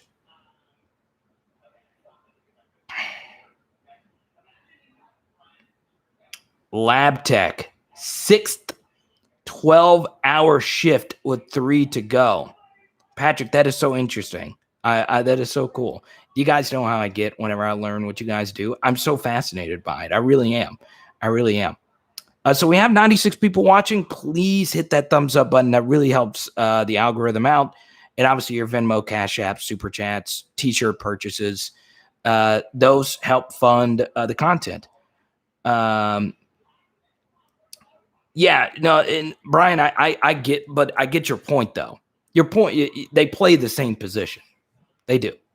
And something else that helped Tyrann Mathieu out was he played in a defensive system, the Mustang 326 package, that really highlighted his talents. And Tyrann Mathieu played with some of the best LSU defensive backs of all time. When you had Eric Reed, Brandon Taylor, Mo Claiborne, Daryl Simon, and Ron Brooks on the field with you, those guys made a lot of plays too. Ron Brooks had 2 pick sixes in 2011. One of which was in the game that Tyrann Mathieu was suspended for against Auburn. Those surrounding players help out a lot too. So yeah, Pick Cage is going to be if he gets the opportunity to play, he's going to be around Derek Stingley Jr. and some really good players. What did I do? Just empty hangers. Oh, empty hangers. Yeah. Okay, come on. I might be reaching here, but if LSU just recruited all the best from here and not let them get poached, we'd have some great teams. But it goes back to what we were saying earlier, Creek. You didn't wear your yellow shirt last night? Sometimes, that's my other yellow one. Sometimes players just want to go elsewhere. Okay, some kids don't want to go to LSU. Well, I don't know where your yellow one is. I hadn't found it. It was in that basket in there. The yellow collared shirt. Oh, I promise you it's in there. Okay, you didn't put it in the bunch with your stuff from outside. No, Can it's we in show there. them at least one thing out of there? No. We're doing a grand reveal down the road. Grand reveal down the road. Let's see. Show them one thing. No. They don't know what it is. No. We're doing a big reveal down the road. But I want to do it. Okay, go on ahead. We got some AG2 trolls in here. I'm all about it. They already know it's a GIRL. No, they don't. Well, they do now. So this is we got this outfit from my Aunt in Baton Rouge. She gave this to us today. This will be on our new dog. We'll reveal her name and we'll introduce her in a few. It's a girl. It's a girl. We don't want to hike and peeing on the furniture floor. Zachary says, how did LSU do this weekend in recruiting? They did fine. Obviously, they didn't get any new commitments. They got out a bunch of new offers. And obviously the big guys that you're crossing your fingers for are these other elite offensive linemen. So we haven't even touched on this yet. And I'm surprised none of you guys have Cash Apped, Venmo'd, or Super Chatted a question about these offensive linemen that have come in. So Cam Dewberry came and had a very fun visit. Kelvin Banks, I think this is for how are we an hour 26 in and we haven't just mentioned Kelvin Banks' name until this point. So for those that don't know who that is, he is a 5-star offensive lineman in the class of 2022. So Kelvin Banks, and then Julian Armella also had a visit at LSU. He's not the same level of prospect as Banks or even Dewberry, but he's really good out of the state of Florida. And those are the guys you're hoping for. These out-of-state offensive linemen. You can talk all you want about Austin Deculus and his struggles. At least he can give you something, right? There's not many offensive linemen that could play at the speed you need to play. And, there's only a few 5-stars to go around. And, look, since 2007, LSU has had 37 first and second round picks. Only one of those were an offensive lineman. So the thing is, like we said earlier, it is the only position that we lag behind the other schools. Every other school, we're the best or close to it. We're probably top 3 at every position in college football. No worse than top 5 at every position outside of that one. Now, that doesn't mean we haven't had great offensive linemen. Okay, so here we go. Go Tigers. Tell me about the this weekend's offensive line recruits. There we go. Love it. You got that wink, wink. I like it. So yeah, that's the thing. It's the only position. It's the only position where we are not exceptional. Okay, we're just really good. And here's the thing: you can win with really good offensive line play. But we're not even there. And that's why the James Craig thing had to happen. And we haven't talked a whole lot about James Craig tonight since we've done so much content on him. But some of you only watch the live streams, and that story broke obviously late this week. So this is our first live stream talking about it. And I was talking to my dad about it earlier today. And it is interesting, of course, the timing. And I understand some of you are probably watching this right now, and you're probably saying, okay, look, Carter, I love you. And I know you're happy about this change, but why now? We're 3 months away from the season. Okay. So the first thing is there has not been one recruit that has tweeted out his disgust that LSU got rid of James Craig. Every single LSU offensive line commitment, the 3 that they have now, all said that they're just fine with Brian Davis. Okay. Brad Davis, excuse me, who just came from Arkansas, right? They're perfectly fine with it.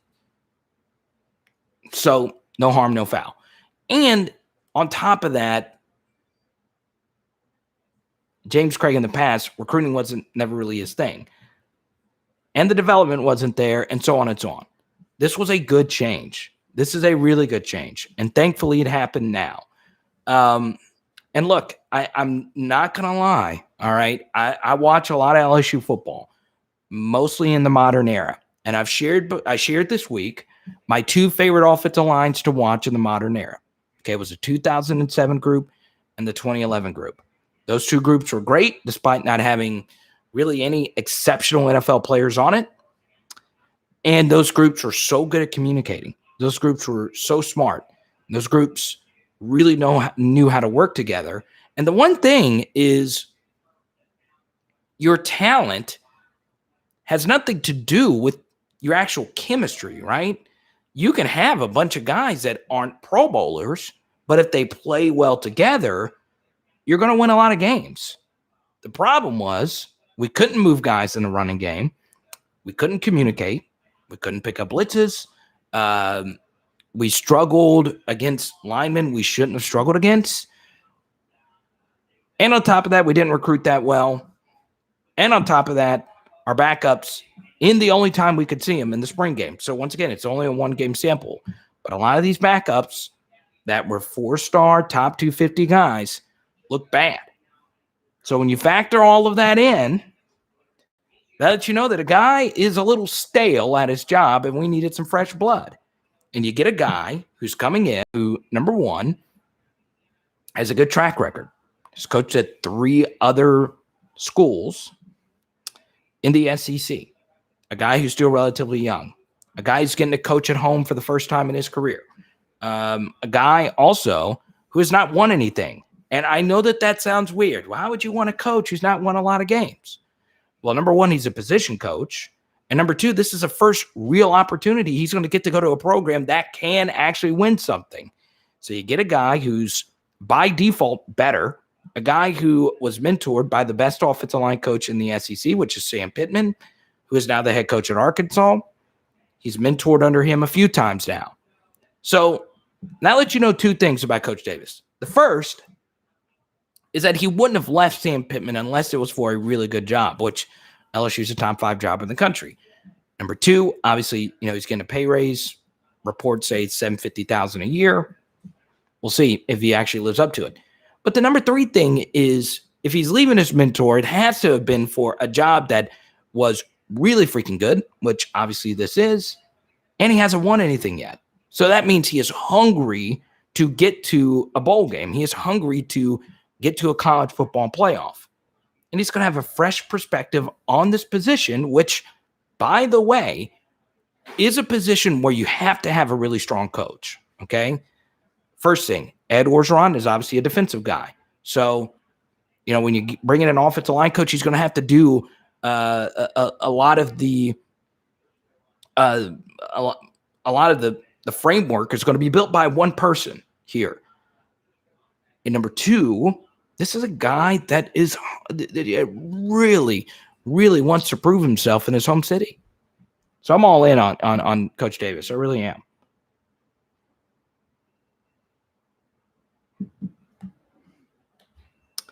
Go Tigers. Let me answer your question a little bit better because it does go along with the recruiting. So Coach Davis said, obviously we haven't gotten a chance to interview him. We haven't gotten a chance to see him speak. We haven't had a chance to see what this vision is going to be, his recruiting strategy. But I do think this will be a home run hire. I do. So we'll see. We'll see what happens. As far as the offensive linemen are concerned, look, I think it was Osama. Excuse me. Achiki and Osama. Okay. Osama made a good point earlier about the offensive lineman that Lucas Taylor is not look great in some of the drills or whatever. It's drills. I wouldn't get too carried away from that, but it does let you know that 2 of your offensive let's see.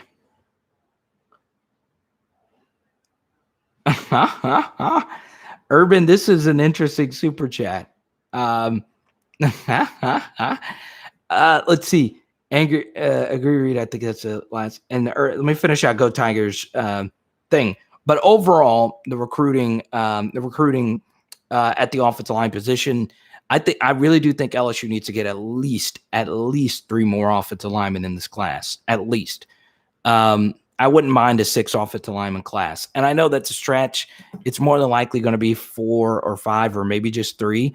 3 would be a big disappointment. I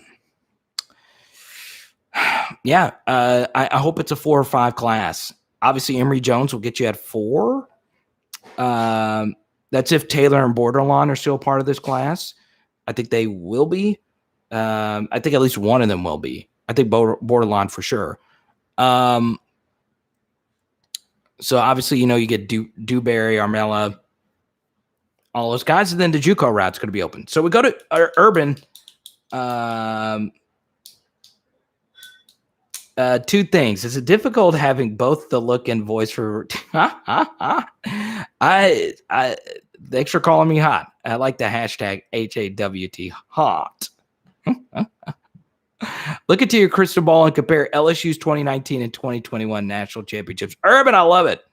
So the 2021 LSU national championship football team. Look, if I'm looking into my crystal ball right now, Urban, at this point, I think LSU is a 10-3 football team next season, which would be pretty good considering how difficult their schedule lines up. Got a tricky game against UCLA in week 1. You have to play Florida and UCLA back-to-back weeks, and that will be week 7 and week 8. I think LSU will lose one of those games. And I think the Alabama game, we got a bye week, and we obviously can win in Tuscaloosa. It's going to be a tough one. And then you have Texas A&M, which obviously, they're just solid all around, but we've had their number, especially defensively. So, yeah, I think 10-3 would be a really good mark. 11-2 is definitely reasonable.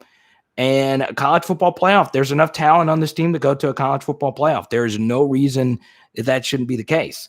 But Urban, from my LSU perspective, I'm envisioning that national championship right now. I don't know who the quarterback's going to be hoisting up the trophy, but I do know I'm envisioning Ed Orgeron going crazy. Okay. The confetti falling on his face. We got Liam Shanahan on the podium. We got Derek Stingley Jr. on the podium. We got Kayshon Boutte on the podium. Going crazy. Kayshon Boutte just won the Heisman. Back-to-back wide receiver Heisman Trophy winners. Kayshon went for 21 touchdowns, Jamar Chase level kind of stuff. Well, I kind of hope he doesn't play that well because then he'd probably opt out the next season. But if you get a national championship, I'm all for it. But, yeah, look, LSU's definitely got enough talent to get that done. What's going to be interesting is we haven't spent a whole lot talking about special teams. So hopefully Peyton Todd is like Zach Van Rosenberg 2.0. Also, LSU sneakily had some issues with coverage units on kickoff and punt these last couple of seasons. Well, they had that one punt return from Jalen Waddle. That's it. But that was actually good coverage as well. The kickoff coverage was a little shaky last season, but we'll have more players that could play it. Yes, Reed. We're going undefeated. Brad Davis was a missing link. Okay. All right. Y'all want a bold prediction right here? Brad Davis comes in, fixes the offensive line, and becomes the first ever offensive line coach to win the Broyles Award as the nation's best assistant. How about that? How about that for a bold prediction? Brad Davis wins the Broyles Award next season. But if that's the case, then that would likely go to Jake Peetz, right? Because he'd be the offensive coordinator. And these awards like to give it to first-year coordinators or, Jake Peetz has an amazing story. But Brad Davis has a great story too. So, Urban, we got another super chat here. So, I like that. I like the envisioning a national championship. So, we have Brad Davis as a Broyles Award winner. We have Kayshon Boutte as a Heisman Trophy winner. We have Derek Singley Jr. winning the Thorpe. And we have Mike Jones winning the Bednark. Why not? Jared, that's a good response, too. We're not going to punt this year. I love it. What's up, Jared? Jared, you got to send me your photo, man. Jared watches on the big screen, but sometimes he watches on the iPad. What's up, man? So, Urban, thank you for the second super chat. It's really appreciated. As a longtime supporter, I haven't been here in a while. I understand it's summer. It's the off season. It's a weird time. Are you going to watch the Tigers play the Ducks tonight? Okay. So this is an LSU football channel. As you see here, I am a fan of all sports. I watched the Tiger Woods documentary earlier. I collect sports cards. I love all things sports. Okay. I like the stories. I like the culture of sports. I like different athletes' perspectives on life in general. I read everything sports related. I also love comedy. I love all these things. However, on this channel, I just keep it LSU football because that's what you guys hear. It's a value proposition thing. You come here for LSU football. I don't know what it is, but LSU baseball just doesn't do it for me. And it could be, Urban, that when I went to the 2009 College World Series, so I was a student reporter for KLSU, okay? And I promise you, we'll get back to football in a second. I promise you. But I'll share this because it was super chatted, okay? So I was with KLSU, and they paid for my trip to stay in Omaha, Nebraska for 2 weeks. And I got to do it all. I got to go to the crazy zoo that they have. I got to go to all the LSU bars, Barrett's Barleycorn, a famous LSU bar in Omaha. They had a volleyball court, all these different things. And, I really love that team because they had a lot of football players on that team. They had two. They had Chad Jones and Jared Mitchell. And it meant a lot to me that those guys were the stars of the team for the national championship. Jared Mitchell was the most outstanding player, and Chad Jones was the Dreadlocks of Doom. He was a monster. So since then, I don't know, my LSU baseball fandom kind of waned. I love that team. I knew Anthony Renato. I knew Micah Gibbs personally. They came by the radio station, I think, a few times to do shows with me. They were great dudes. DJ LeMahieu and all those guys, Mikey Madtook, Leon Landry. That team was so much fun. I just don't know what it is. I hope the new coach is good, I guess. I don't know who the new coach is going to be. And I just lost 13 viewers talking about LSU baseball, 14 now. But you did super chat it. I will not be watching the LSU baseball game tonight. My girlfriend and her family are big Arkansas Razorback fans. I kind of hope Arkansas baseball gets it done this year because Dave Van Horn lost a national championship simply because a right fielder couldn't call off a second baseman on a foul ball. That's the most cruel lost national championship of all time. So, yeah, I'm kind of pulling for Arkansas to get it done because Arkansas is a struggling fan base, and I grew up in Arkansas. My best friends of life live in Fayetteville. So I'm kind of cheering for them. What's funny, Pegasus? I am not a Real Madrid supporter. I feel weird wearing this shirt, but it is a cool purple jersey. Real Madrid isn't even my favorite team in Spain. I think I like Atleti and Barcelona better. I know I like Barcelona better, but I like Real Madrid. The Zinedine Zidanes. Oh, yeah. The Toni Kroos. They've had some of the best midfielders. Zinedine Zidane, Luka Modric, Toni Kroos. I just freaking love some of the Madrid midfielders over the years. Kaká. David Beckham played for Real Madrid. Okay, I don't want to lose everybody. Talking La Liga.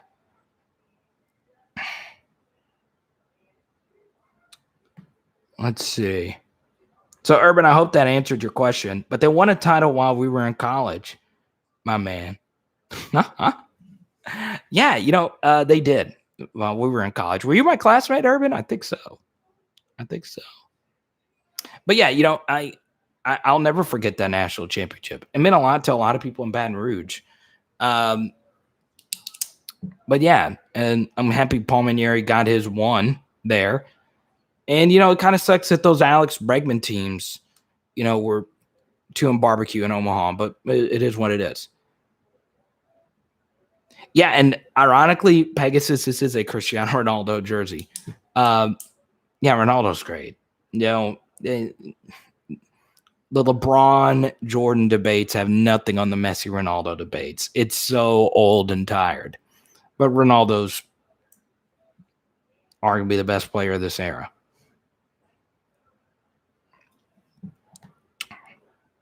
And I got to see Ronaldo play in person. What a dude. Alan wants to get back to football, so we'll do just that. So, Urban, thank you for your super chats, man. And I could probably name 2 LSU baseball players. I know Trey Morgan. I know... I think that's it. Yeah, I think that's it. I know Trey Morgan's really good. And there's a pitcher named Labus.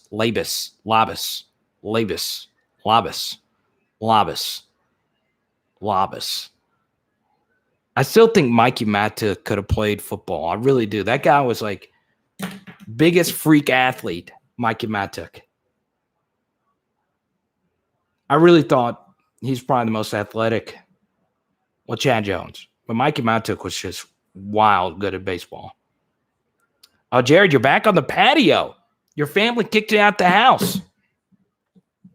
I still can't believe Jared sent me a photo a few weeks ago of his family watching on the big screen, and it was on a Saturday night. I'm sure Jared's family was thrilled. They're like, yes, this guy talks about LSU football for 2 hours at a time. And people are like, wait, is it just him? And it's like, yes, but it's the, you know what? It's the best show of all time.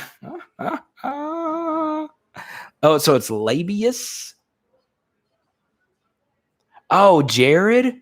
Oh, well, okay. Now we got a double R, Jared. Well, thank you, Jared. I appreciate you, man. Jared, I'm telling you, I won't get into your life, but you have had probably one of the wildest years ever, and you are one of the strongest people I know, knowing what you've been through. So thank you for your friendship and supporting the channel. It's wild how much you supported me in college, and I remember student media days, man, are the best. Speaking of which, one of my best friends from student media just got a huge job, and I don't think I'm allowed to say what it is. I don't think he or she has announced it yet. So I'm going to keep it on the DL. I'm going to be really happy about it though when it's announced. It is wild. It was actually a pretty premium job, and now I'll put it this way: there's only a few of these kind of jobs that you can get.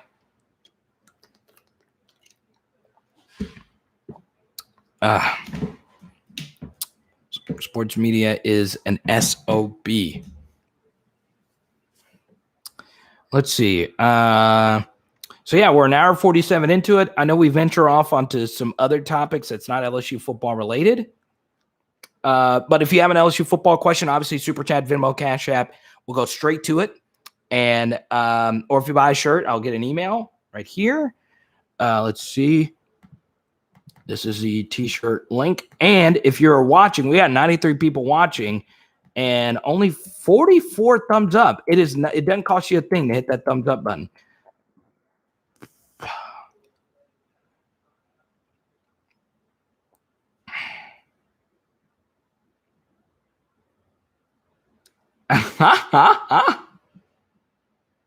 Jared, you can just claim it. We got 2 Jareds. I need to buy a dang shirt. Come on, Jared. Well, here's a funny thing. Jared Addison, Jared in Alabama, has a shirt. Okay? It's gonna get your shirt. Here's the thing. We got the new dog coming in. I am not fond of how much new puppies cost. Let's see. Brandon's defending Coach Orgeron. I get it. I understand it. And look, I think Coach O, just by default, the roster is going to be so much better. And look, the coaching staff is very young. Outside of Andre Carter and Blake Baker, a lot of really young and unproven guys. But I still think that's better than bringing in someone like Bo Pelini. And I actually do get this question a lot. How did you know Bo Pelini was going to be a disaster? And the answer is simple, okay? Life is all about your own personal motivation, okay? It is hard in life to stay personally motivated, right? I know no matter what, you got to have a certain type of motivation to succeed in whatever you do, okay? But hiring Bo Pelini to come back to be a defensive coordinator when he had been out of the Division I game for 5 seasons, he was at a job where he was coaching with his brother, and he was the head coach, okay? He was content with where he was at Youngstown State. He was happy. He had made millions of dollars. He had already won a national championship at LSU as a defensive coordinator. He had nothing to prove. There was no motivation. He wasn't trying to, get with the times or relearn defense or anything like that. So it's LSU 4321. Thank you so much. Welcome to the channel. Welcome to the live chat. So that's the thing. I like people that have not proven anything. That's part of the reason why I like the Brad Davis hire. I know it sounds weird, but, Brad Davis has made a lot of money coaching. Okay. He was getting $550K as a coach for Arkansas. Okay. But most people get into coaching. I would say 100% of coaches. Well, 99.9% of coaches get into coaching because they want to win. They want to succeed at the sport that they love dearly. Okay? So guess what? If you want to win, come to LSU. And you can obviously compete for national championships, compete for college football playoffs, compete for actual big-time bowl games, compete for more elite recruits, coach with some of the best players and coaches the sport has ever produced. So if you thought Brad Davis worked hard, he's going to work even harder. And those are the kind of guys you want. And it's not that Bo Pelini doesn't work hard. He does have a work ethic. That was well noted. It's just when you have nothing to prove and you think what you already know is good enough to win national championships, that's where you mess up. Okay. And I understand. I can get in trouble sometimes for praising Nick Saban, but you got to give Nick Saban a lot of credit here. He'll admit when he's wrong. He'll admit when he makes mistakes. He'll admit when his ego got the best of him. And that's what makes him great. That's what makes him great. He changes. And it's wild. I want my super chat. Kane, of course. Urban says, I'm trying to figure out whether I want a large or an extra large. I am in between the two right now. Okay, so the shirt that I have is an extra large. And Jared, you're a little bigger than me, but you're also thinner. I think go XL. Go XL.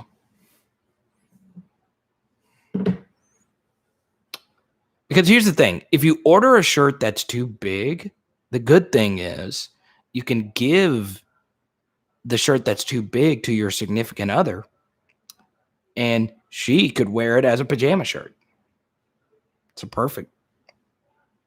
perfect thing. XL it is.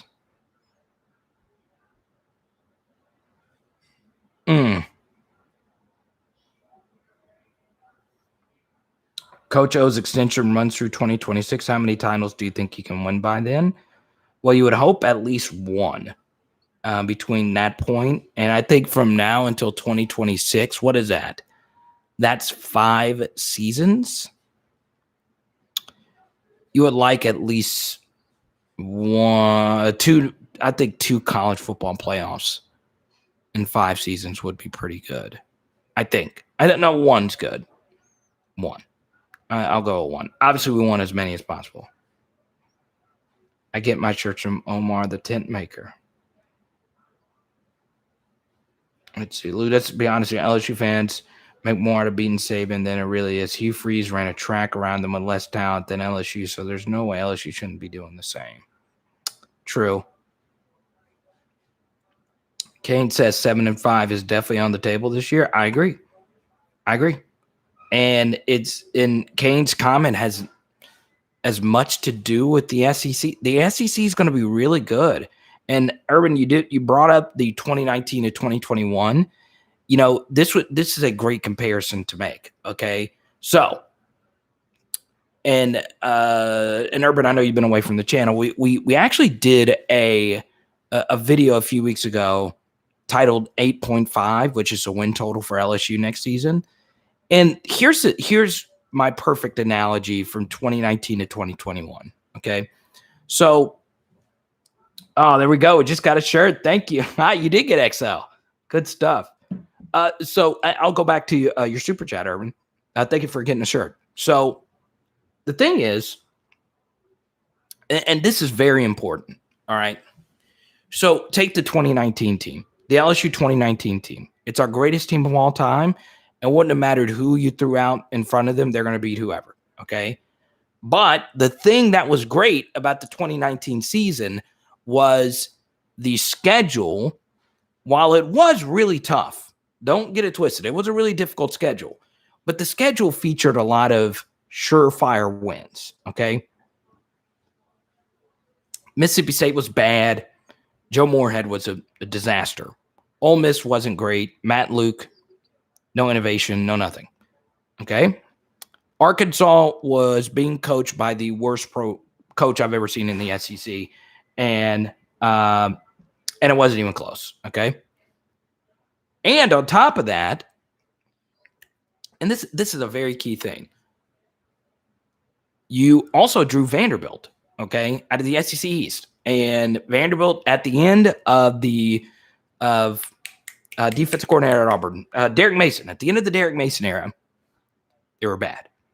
So before the 2019 season even began, we knew that if LSU was as good as they were in 2018, that they were going to beat all four of those teams. It would take a miracle for any of those four teams with true freshman quarterbacks, mediocre coaches to beat us. Okay. Now, it didn't matter because we had our best team ever. The 2021 season is different. The bottom half of the SEC is way better. Okay. Arkansas is really solid next season. Ole Miss, scary offense. Mississippi State, they're not that great, but they beat us last season. And on top of that, the SEC East team that we draw is Kentucky, which has a really solid head coach, a really physical football team, top 3 running back in the conference.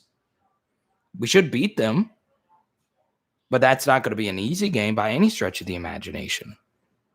So when you look at it, there are no gimme wins.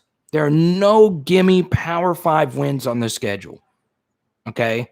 In 2019, there were 4. I just didn't see any of those SEC programs at that time. Vanderbilt, Arkansas, Ole Miss, or Mississippi State. And I felt that way before the season. I didn't see any of those programs doing anything to LSU. Now it's different. Now it's very different. And I understand. We're better than what we were last season. But the biggest shift from 2 years ago to now has nothing to do with LSU and everything to do with those other programs making some really good coaching changes.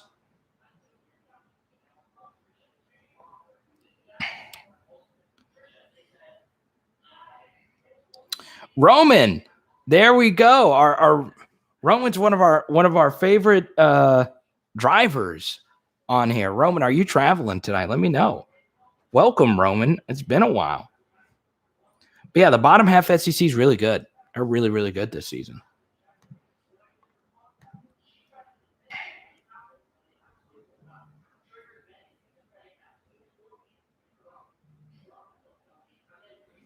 No, we just got another shirt purchase.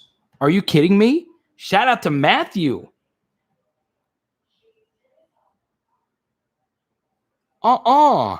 Wait, 2 shirt purchases in the same night? Let's go. PHL merch flying off the shelves. The shelves can't handle what's happening to it right now. Legit. The PHL shelves can't handle our inventory anymore. It's just flying off the racks. But here's the thing. It's print on demand. So if you order your shirt now, so Roman, you are driving tonight. There we go. So Roman's got us piped in through his Bluetooth. Freaking love it. You're going down I-10 right now, Roman. You're going 95, and you got your PHL on, just firing through your speakers. Freaking love it. Freaking love it. Let's go. But the good thing,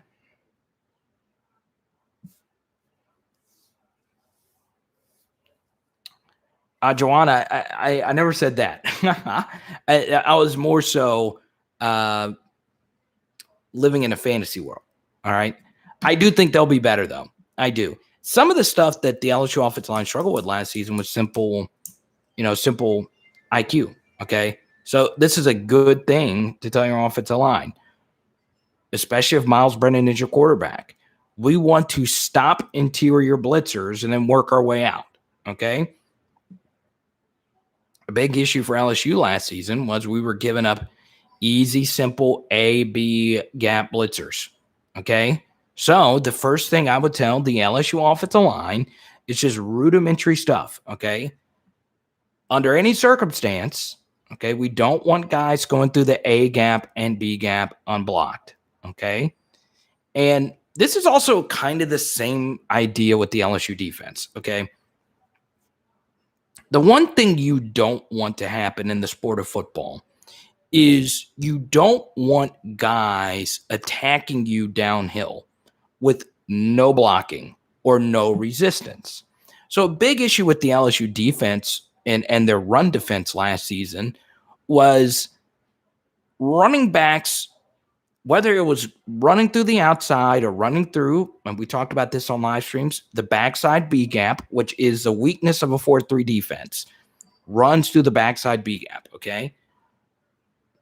What made Dave Aranda's defense good was it was really hard to just run right through a gap in the Dave Aranda defense. They were really technically sound in that 3-4, okay?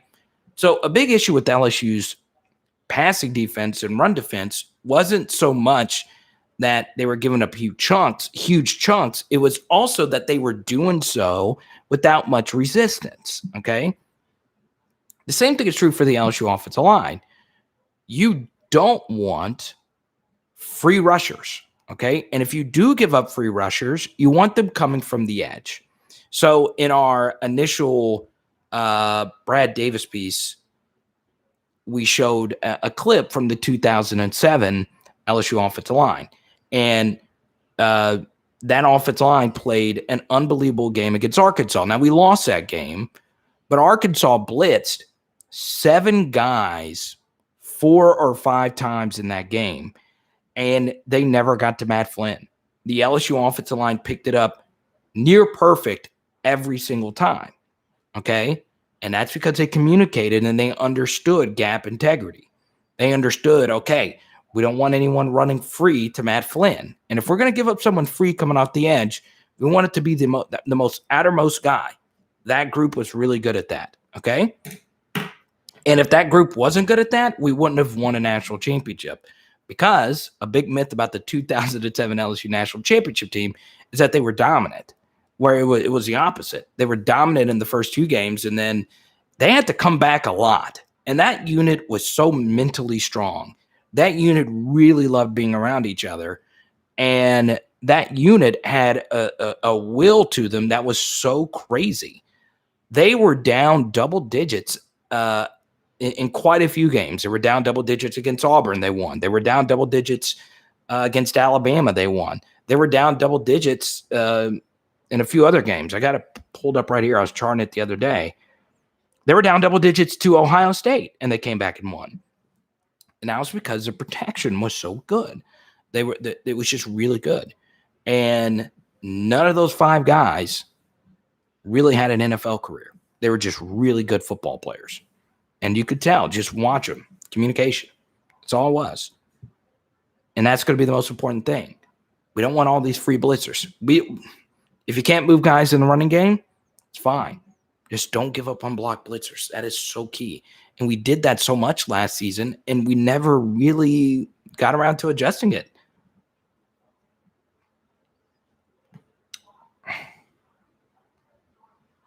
Oh, Reed, I like that. And Kane, here's the thing. It's not official yet. It is not official. But he was at LSU in an LSU shirt. I mean, it would be shocking if this wasn't pinned to paper.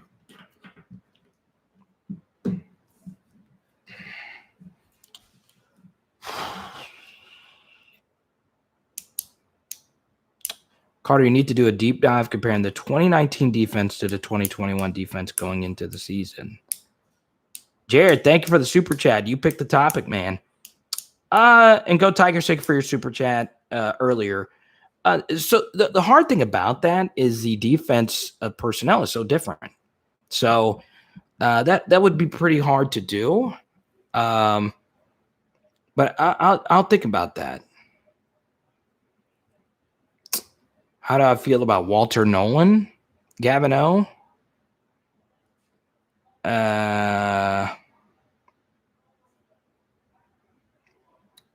Let's see. Walter Nolan, the 5-star defensive tackle out of Tennessee. Let's see.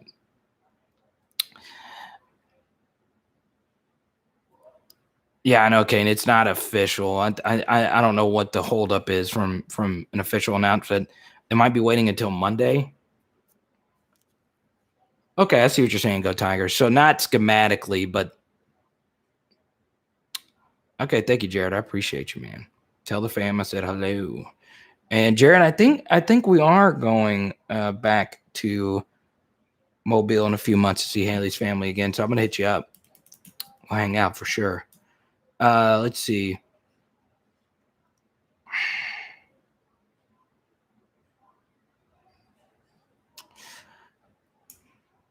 He sent the breakup letter.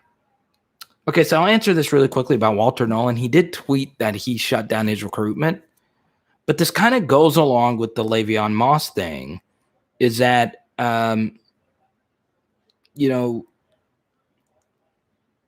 LSU's like at running back, LSU's really deep at defensive tackle right now.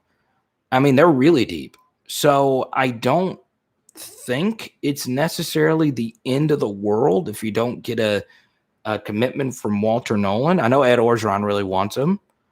But yeah, I don't know.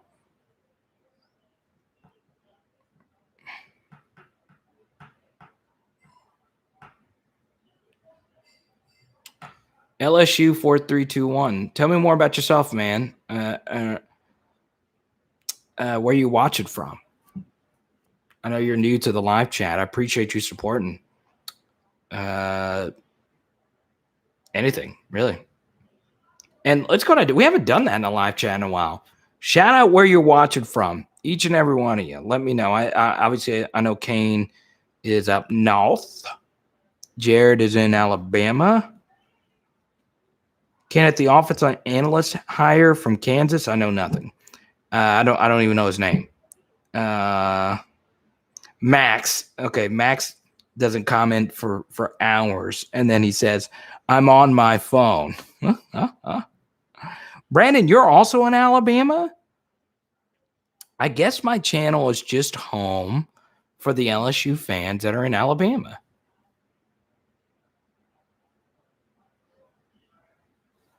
What are those emojis, Cheryl? Nick, you're in Brooklyn? I almost moved to Queens last year. Conroe, Texas. Houston. Hickory, North Carolina. Shell Beach, Louisiana. Brooklyn. Dude, I freaking love Brooklyn, man. Legendary comedy venue in Brooklyn, the Knitting Factory, man. Oh, I'd love to do that stage.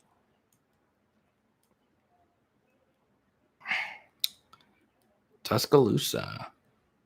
Tuscaloosa's all right. Campus is really beautiful.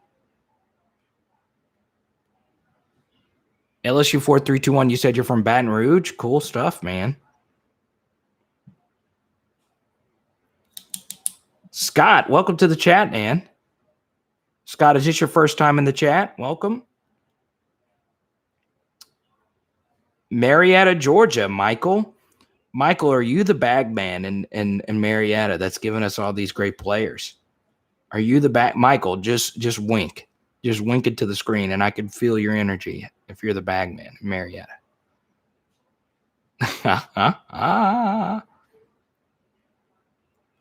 Nets in 5. I love the NBA. I really do. Lake Arthur, Louisiana. Freaking love it. I love the NBA, man. Luca's down for the count. Lake Chuck, Plum, you're back at Lake Charles. I know you spent some time in California. Brian from the BR. Brian, where's Tomcat tonight? That's your homie. So everyone welcome Scott in the chat. Let me get some clap emojis for Scott. Let him feel welcome. Lived in Metairie. I love it.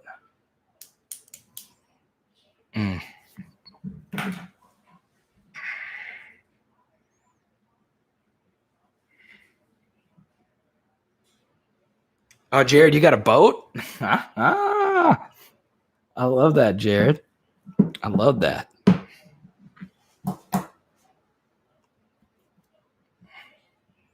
Now, what's the deal with James Harden? Is it really hurt? I saw it.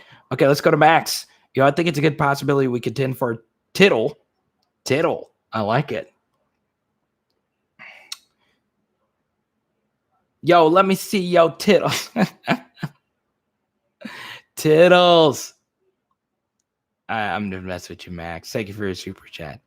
I think it's a good possibility we contend for a title in 2022. I think with the talent we have, we're going to have it and be a natty or nothing like UGA. Yeah, Georgia's really loaded this year. But Georgia did lose 2 really good defensive backs. But then again, I say that. And, we won a national champion, or we went to a national championship the year after we lost Peterson. So much of your national championship teams come down to, not which players you lose, but how many great players you lose. So, I think 2022 would be a good season. But also, Max, you look at Alabama, all the people they're replacing. Florida, look at all the people they're replacing. Does Ole Miss really have a defense yet? Does Arkansas really have the talent to finally beat us? There's all these different questions that come along with the Max. But I think an argument can be made, Max, that the national championship season, you'd be better served for going for a championship this season.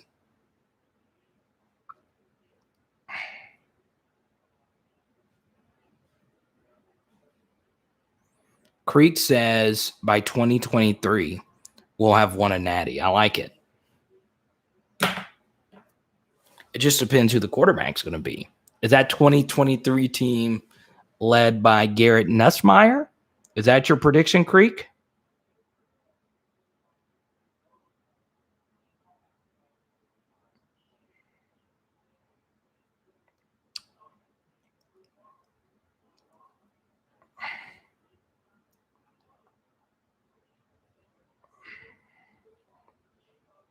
Oh, Big Al with the pushback. I like it.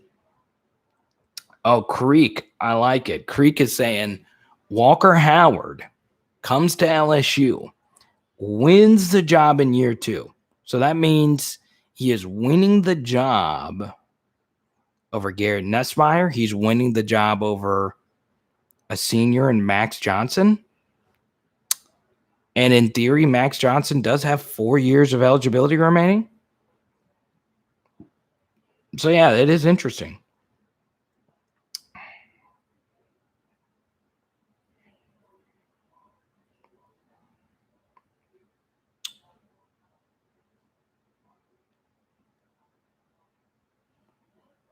It is interesting, though, seeing that, Jake Johnson spent a lot of time this weekend with Walker Howard. I like that.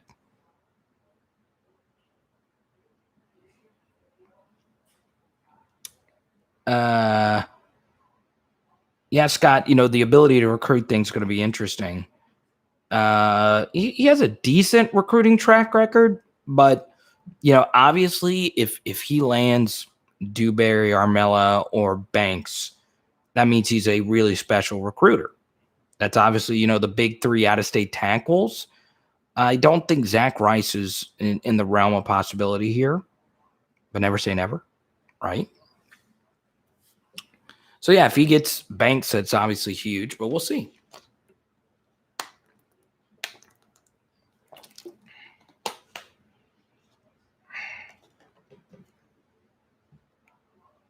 Brandon says, how funny would it be if we won the title this year in 2022? Well, Brandon, you would just... I think we'd all be very happy. Well, I think Coach Orgeron becomes one of the greatest coaches of all time if that happens.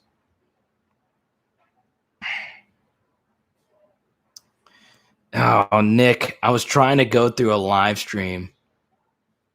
All right. I was trying to go through a live stream without some Arch Manning discussion, but Nick had to bring up Arch.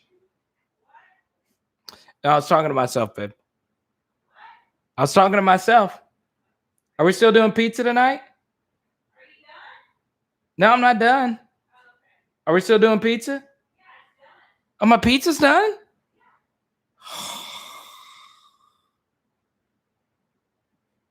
Yes. Pizza. I love it. I love the way Haley seasons DiGiorno crust. And DiGiorno, if you're watching this right now, you want to slap your name on this channel.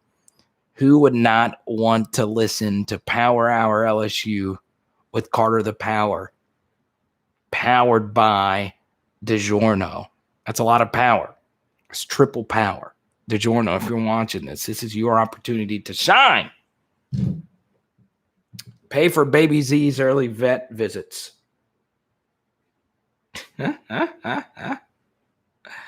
Oh, you'd love it.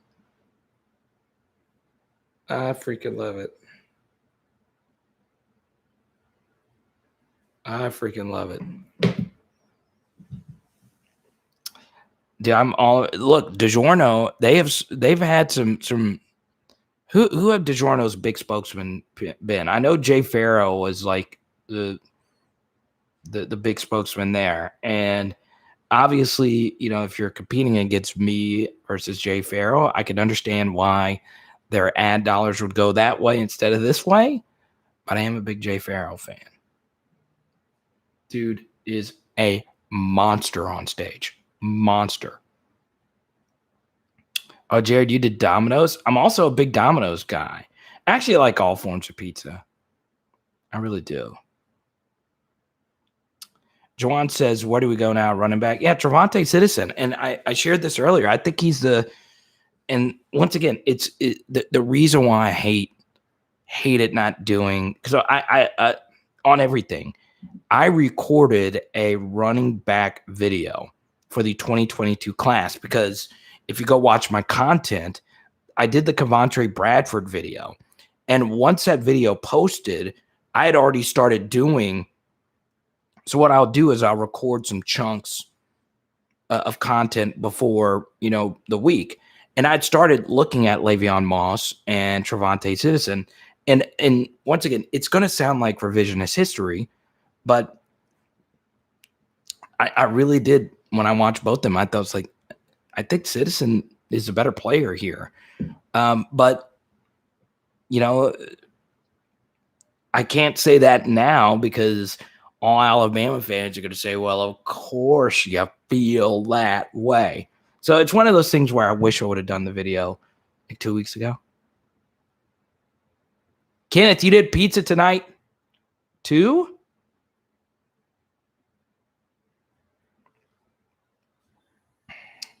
Oh, LSU baseball started? Okay, that makes a lot of sense why all these viewers dropped out. And I don't I want you guys to enjoy. I don't know. Could someone tell me this? I know nothing about LSU baseball. I don't even know if I know they were playing Gonzaga, which is kind of weird. I'm guessing Gonzaga is a baseball power now. I don't know how that works. I know it's like a selection show. So I saw LSU baseball lost a game 3-0. Okay. And I hate that you guys had to watch a full game just for it to end 3-0. That sucks. So are they out? So did they win? What are they doing now? What game are they playing now? Can someone explain this to me?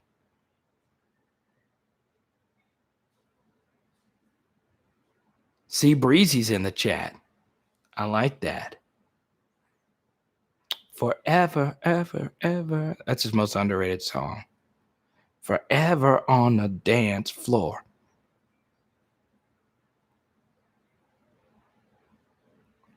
PJ, that is facts. We'll win the Natty the next time it's in New Orleans. Big time facts. Yeah, Citizen is a tank. He's got some bounce to his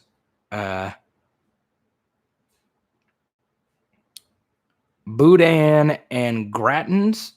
What are Gratins? Big Al. Scott, I agree with you, man. Well, I hope so. I hope you're right.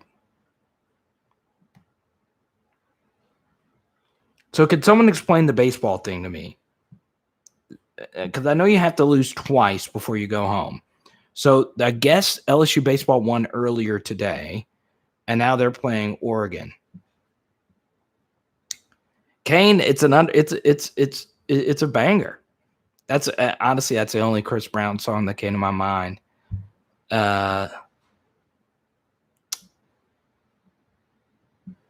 What other Chris Brown songs? Let me see. He was so big when I was in high school.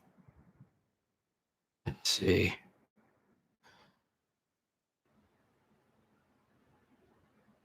Oh yeah, he did the Freaky Friday song.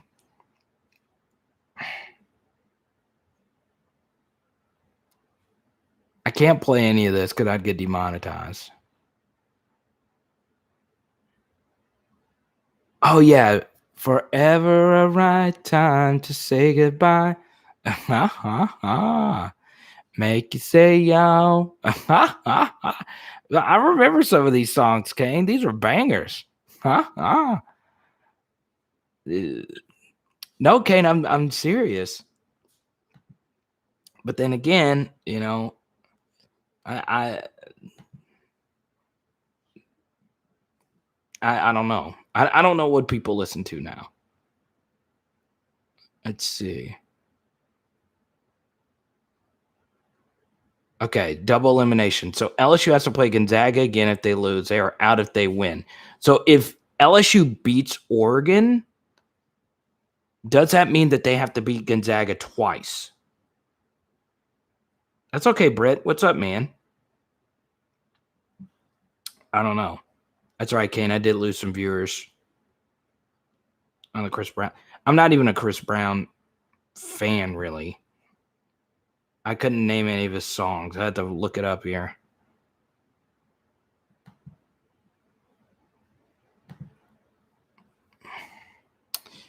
But I DJ weddings and people request his stuff.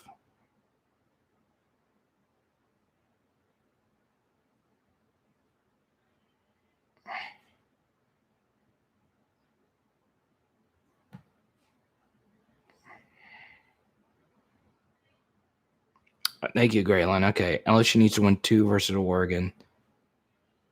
Interesting. Oh, so I'm guessing Oregon beat Gonzaga early. I don't know.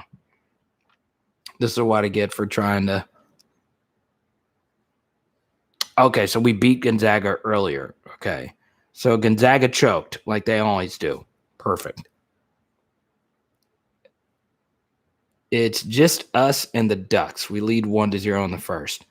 Okay, so if we beat them tonight, and I say we as a I don't know, Jared. Can I say a banger or something slaps? I'm getting old. I don't know if I can say it, Dad. Okay, everyone welcome Andy. He's one of my best friends. Everyone welcome Andy to the chat. Andy, it's funny. I just stored all my cards. I had my Joe Burrow cards out earlier, looking at them, enjoying them. They weren't PSA 10s. So I still don't have a slabbed Joe Burrow card that lets you know how bad I am at collecting. I do have a slabbed Jerry Rice card, and that's all that matters, baby. Everyone say hi to Andy. Andy is like one of my favorite content creators, and when I sign off here in a second, normally I say go watch my content, but Andy's content is so dope. But here's the thing. It's niche stuff. If you don't like sports cards, don't watch it. Paris always coming in late. What's up, Paris? Good to hear from you. But yeah, Andy is I'm telling you. But you see, I'm a football card guy. Look, Andy, I don't have cards, but I have top loaders right here. I was doing some sorting earlier. How's Buzz and Woody? Okay, Jared, that's a pretty good joke. But the thing, well, I can't say what I was going to say because that'd be spoiler alert. But still, Andy, take a look. Top loader. I do like the thing. That is interesting, Nick. I saw that the LSU, that 2023 5-star running back who's a bootlegger camped at LSU, or no, he practiced at LSU earlier this week. And then he went to Alabama and then came back to LSU today. My thing is, whose car are they driving? I mean, they are putting some miles on that car. And Paris with the $20 super chat. Plum, you can't leave when Paris steps up. And she said she was on a trip in Miami. Okay, Paris. Paris dropping a $20 super chat in Miami right now. Paris is in Club Live right now in Miami. She's partying with all the Miami celebs. She's there. She's in the club. She saw Tua. She saw Jalen Waddle. And she said, sorry, guys, can't hang. Only hang out with my Tigers. And now she's hanging out with Devon Godchow. She's hanging out with a bunch of Miami legends. Tyler Harrow's in there. Jimmy Butler's in there. And they're going up to Paris. It's like, oh, you're Paris. You're one of the biggest supporters of Power Hour LSU. We know all about you, Paris.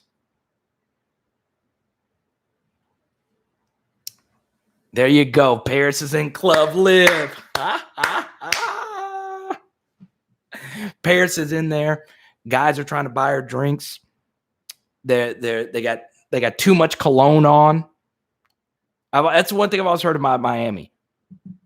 Dudes just pound on cologne. They just pound on cologne. And they're all wearing Affliction t-shirts or silky black button-downs that are too tight. Wearing tight jeans. Went to the Buckle and H&M to get their outfit on for the night. Club Live is popping, baby.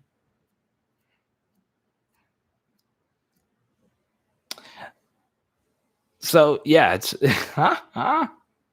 Paris, thank you so much for your super chat. I appreciate that. I really do. Honestly, thank you for your support at all times. Benito, we say hi to that. Say hi to Benito. What's up, man? But yeah, Paris, if you have a question, go on ahead. I know Paris is the so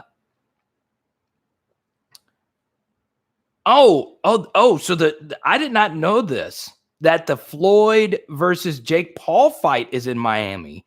Paris, is that why you're there? That is so interesting. Oh, so it was a graduation trip. Okay. I didn't know the Mayweather Paul fight was tonight. It's kind of weird for that to be on a Sunday, right? I like this. Goodwin Kiner chat. There you go. So, Paris, you are the president of the Get Harold Perkins to LSU fan club.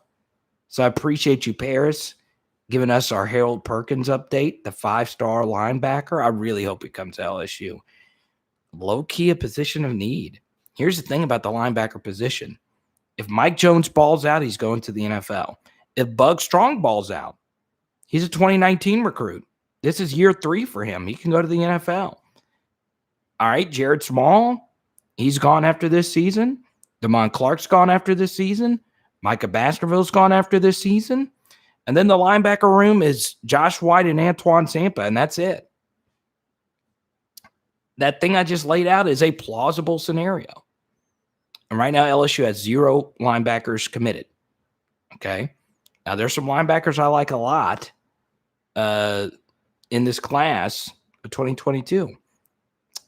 I'm a little bit higher on Javale Gilmore than most. So yeah, I'm interested to see how that all pans out. I really am. So Harris, I know you're big into recruiting, and you know I'm still waiting on some Harold Perkins news, some positive vibrations heading this way. Still confident, yeah. Great. So Mike brings up the Mayweather Paul fight, and Britt is leaving us now to go find an illegal stream. I love it. Jacoby Matthews at linebacker. I like it. That's why LSU needs to get another deep safety. I like this. Andy with the $10 super chat. Leonard Fournette week 1. I love this. Fantasy football card quest. So I'll give Andy another shout out. If you want to get into football cards, Andy's the guy to lead you. I made a very egregious Joe Burrow purchase before last season, and it wasn't until I found Andy's channel that saved me a lot of money and helped me flip those cards. So if you want to know more about sports cards and flipping and all of that, go to Andy's channel. He's one of my best friends on YouTube, and he's in Tampa. So shout out to Andy. And for those that don't know, I used to have a really rare Leonard Fournette rookie card. And in a friendly wager, I gave it to Andy. Because obviously, you know, Leonard Fournette is now a Tampa Bay legend. And I have some other Fournette stuff. I gave my other Fournette cards, ironically, to one of our viewers, Jesse. So actually, I don't have any Fournette cards now. I gave them away.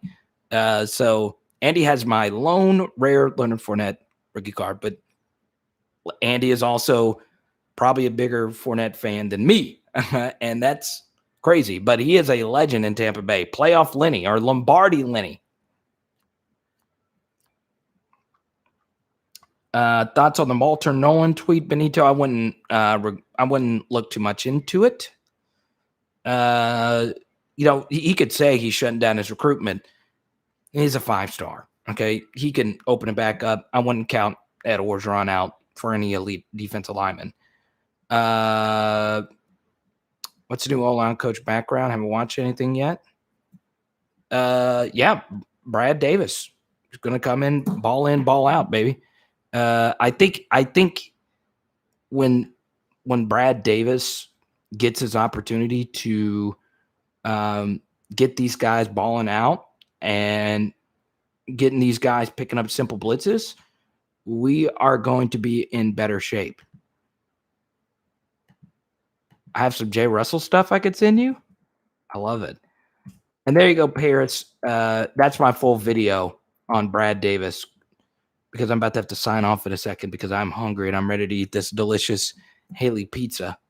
But Andy decided to hop in the chat. I also watch Andy's live streams religiously too. YouTube live streams is where it's fun. Leonard, what are you thanking me for? Let's see. Some Jay Russell stuff. I like it, Jared.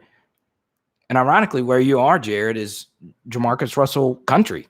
That's where he's from. That's really cool stuff. I'm a big Jamarcus Russell fan.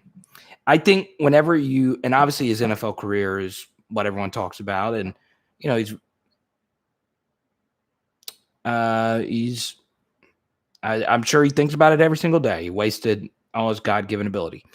But what's interesting is Jamarcus Russell is probably, and Joe Burrow's the best quarterback of all time. He's the clutchest quarterback of all time at LSU.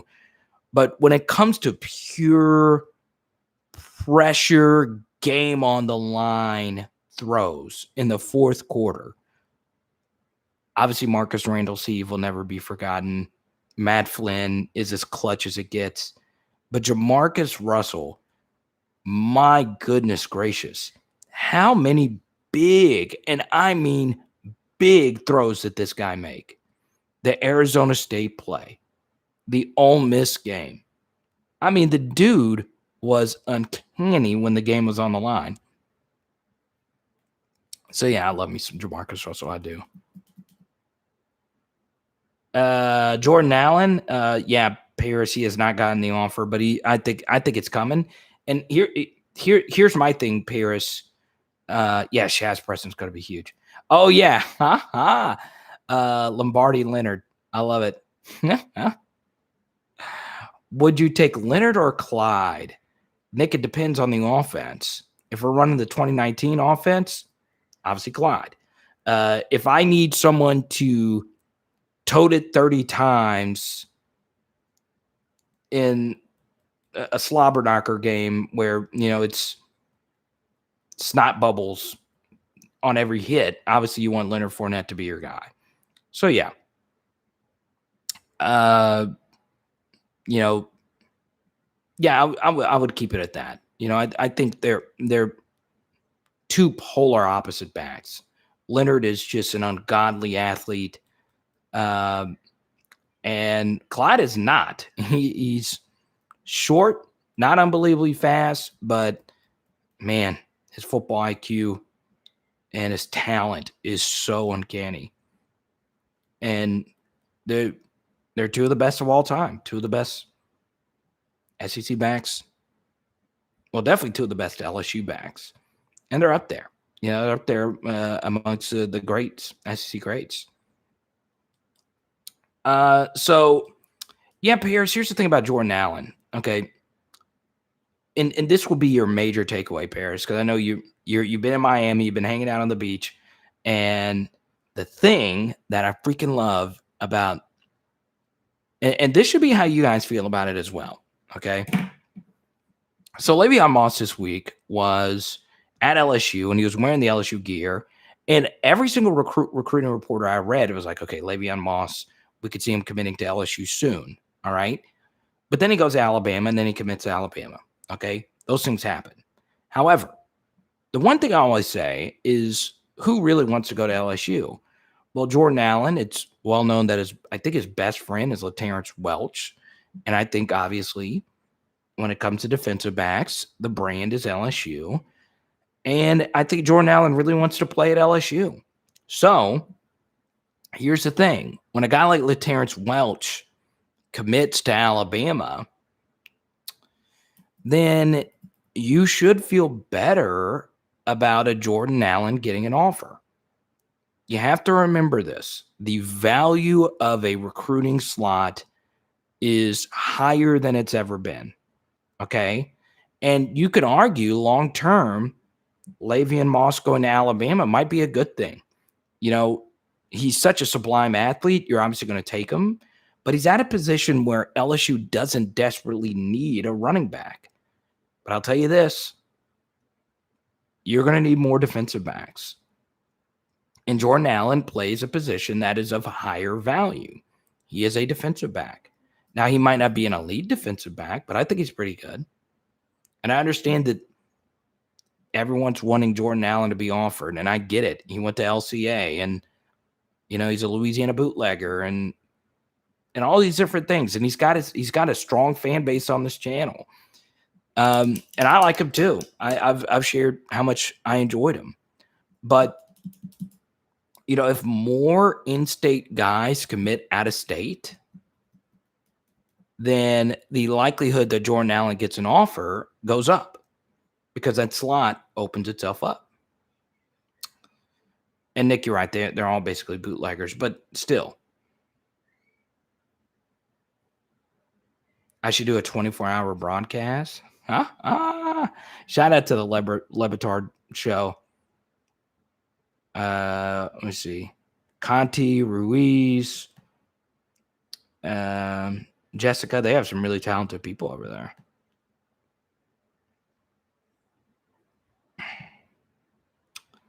Yeah, Patrick. I don't know. Center depth is very scary. But here's the thing. Jay Nosberry, is that the corner 2022 or is that the 2023 linebacker? Either way, LSU should feel comfortable. Obviously, there's some other factors regarding their recruitment, which I won't get into. Now, it's not that I don't want to talk about it, but it's two and a half hours in for the Osbury kids going to LSU. But yeah, their recruitments are going to be very interesting. It really is.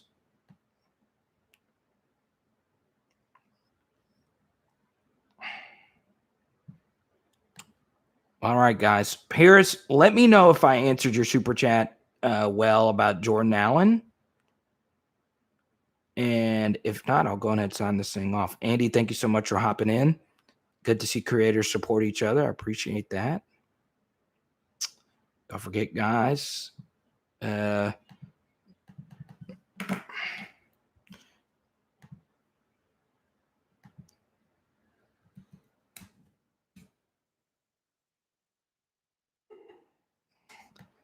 All right, Jared already got a shirt. And we got another Jared that bought a shirt. And we got a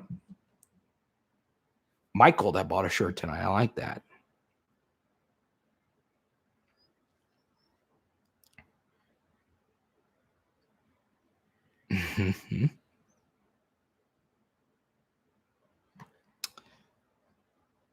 All right, I'm still waiting for Paris to sign off on this because she did come in late, and I want to make sure I answered her question about Jordan Allen.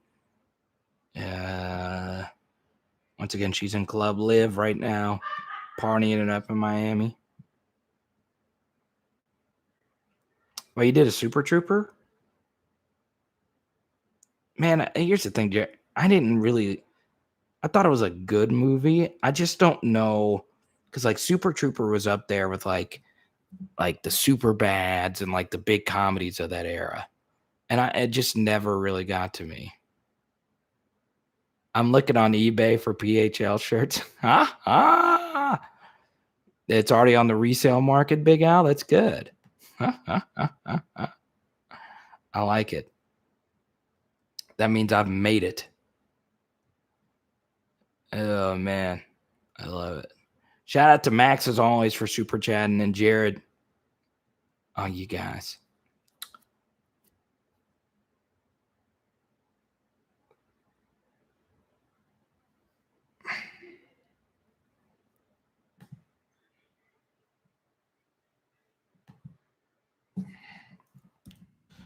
All right, guys.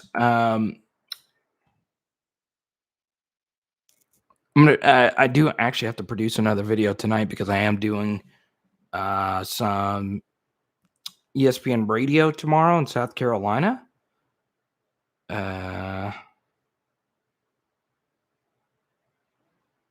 Carlton, that's a loaded question here at the end of the live chat. And I will answer it, Carlton, on the Tuesday night live chat. But no, I don't think Ed Orgeron is the new Gene Chizik. We will see you tomorrow at 5:30, everyone. It is Power Hour LSU. Boom! So, yeah, Jared, if you want to watch, it's not watch, it's listen. It's ESPN Upstate Radio tomorrow. It should be fun. We always have fun shows. But it's mostly like Clemson and South Carolina talk. Here is, if you guys want to keep watching content, here's my video on how the Brad Davis hire helps out Myles Brennan's opportunity to be the starting quarterback next season if you want to watch some more LSU content. Power Hour LSU. Boom. You get a second one. Boom, boom, boom. Let's go.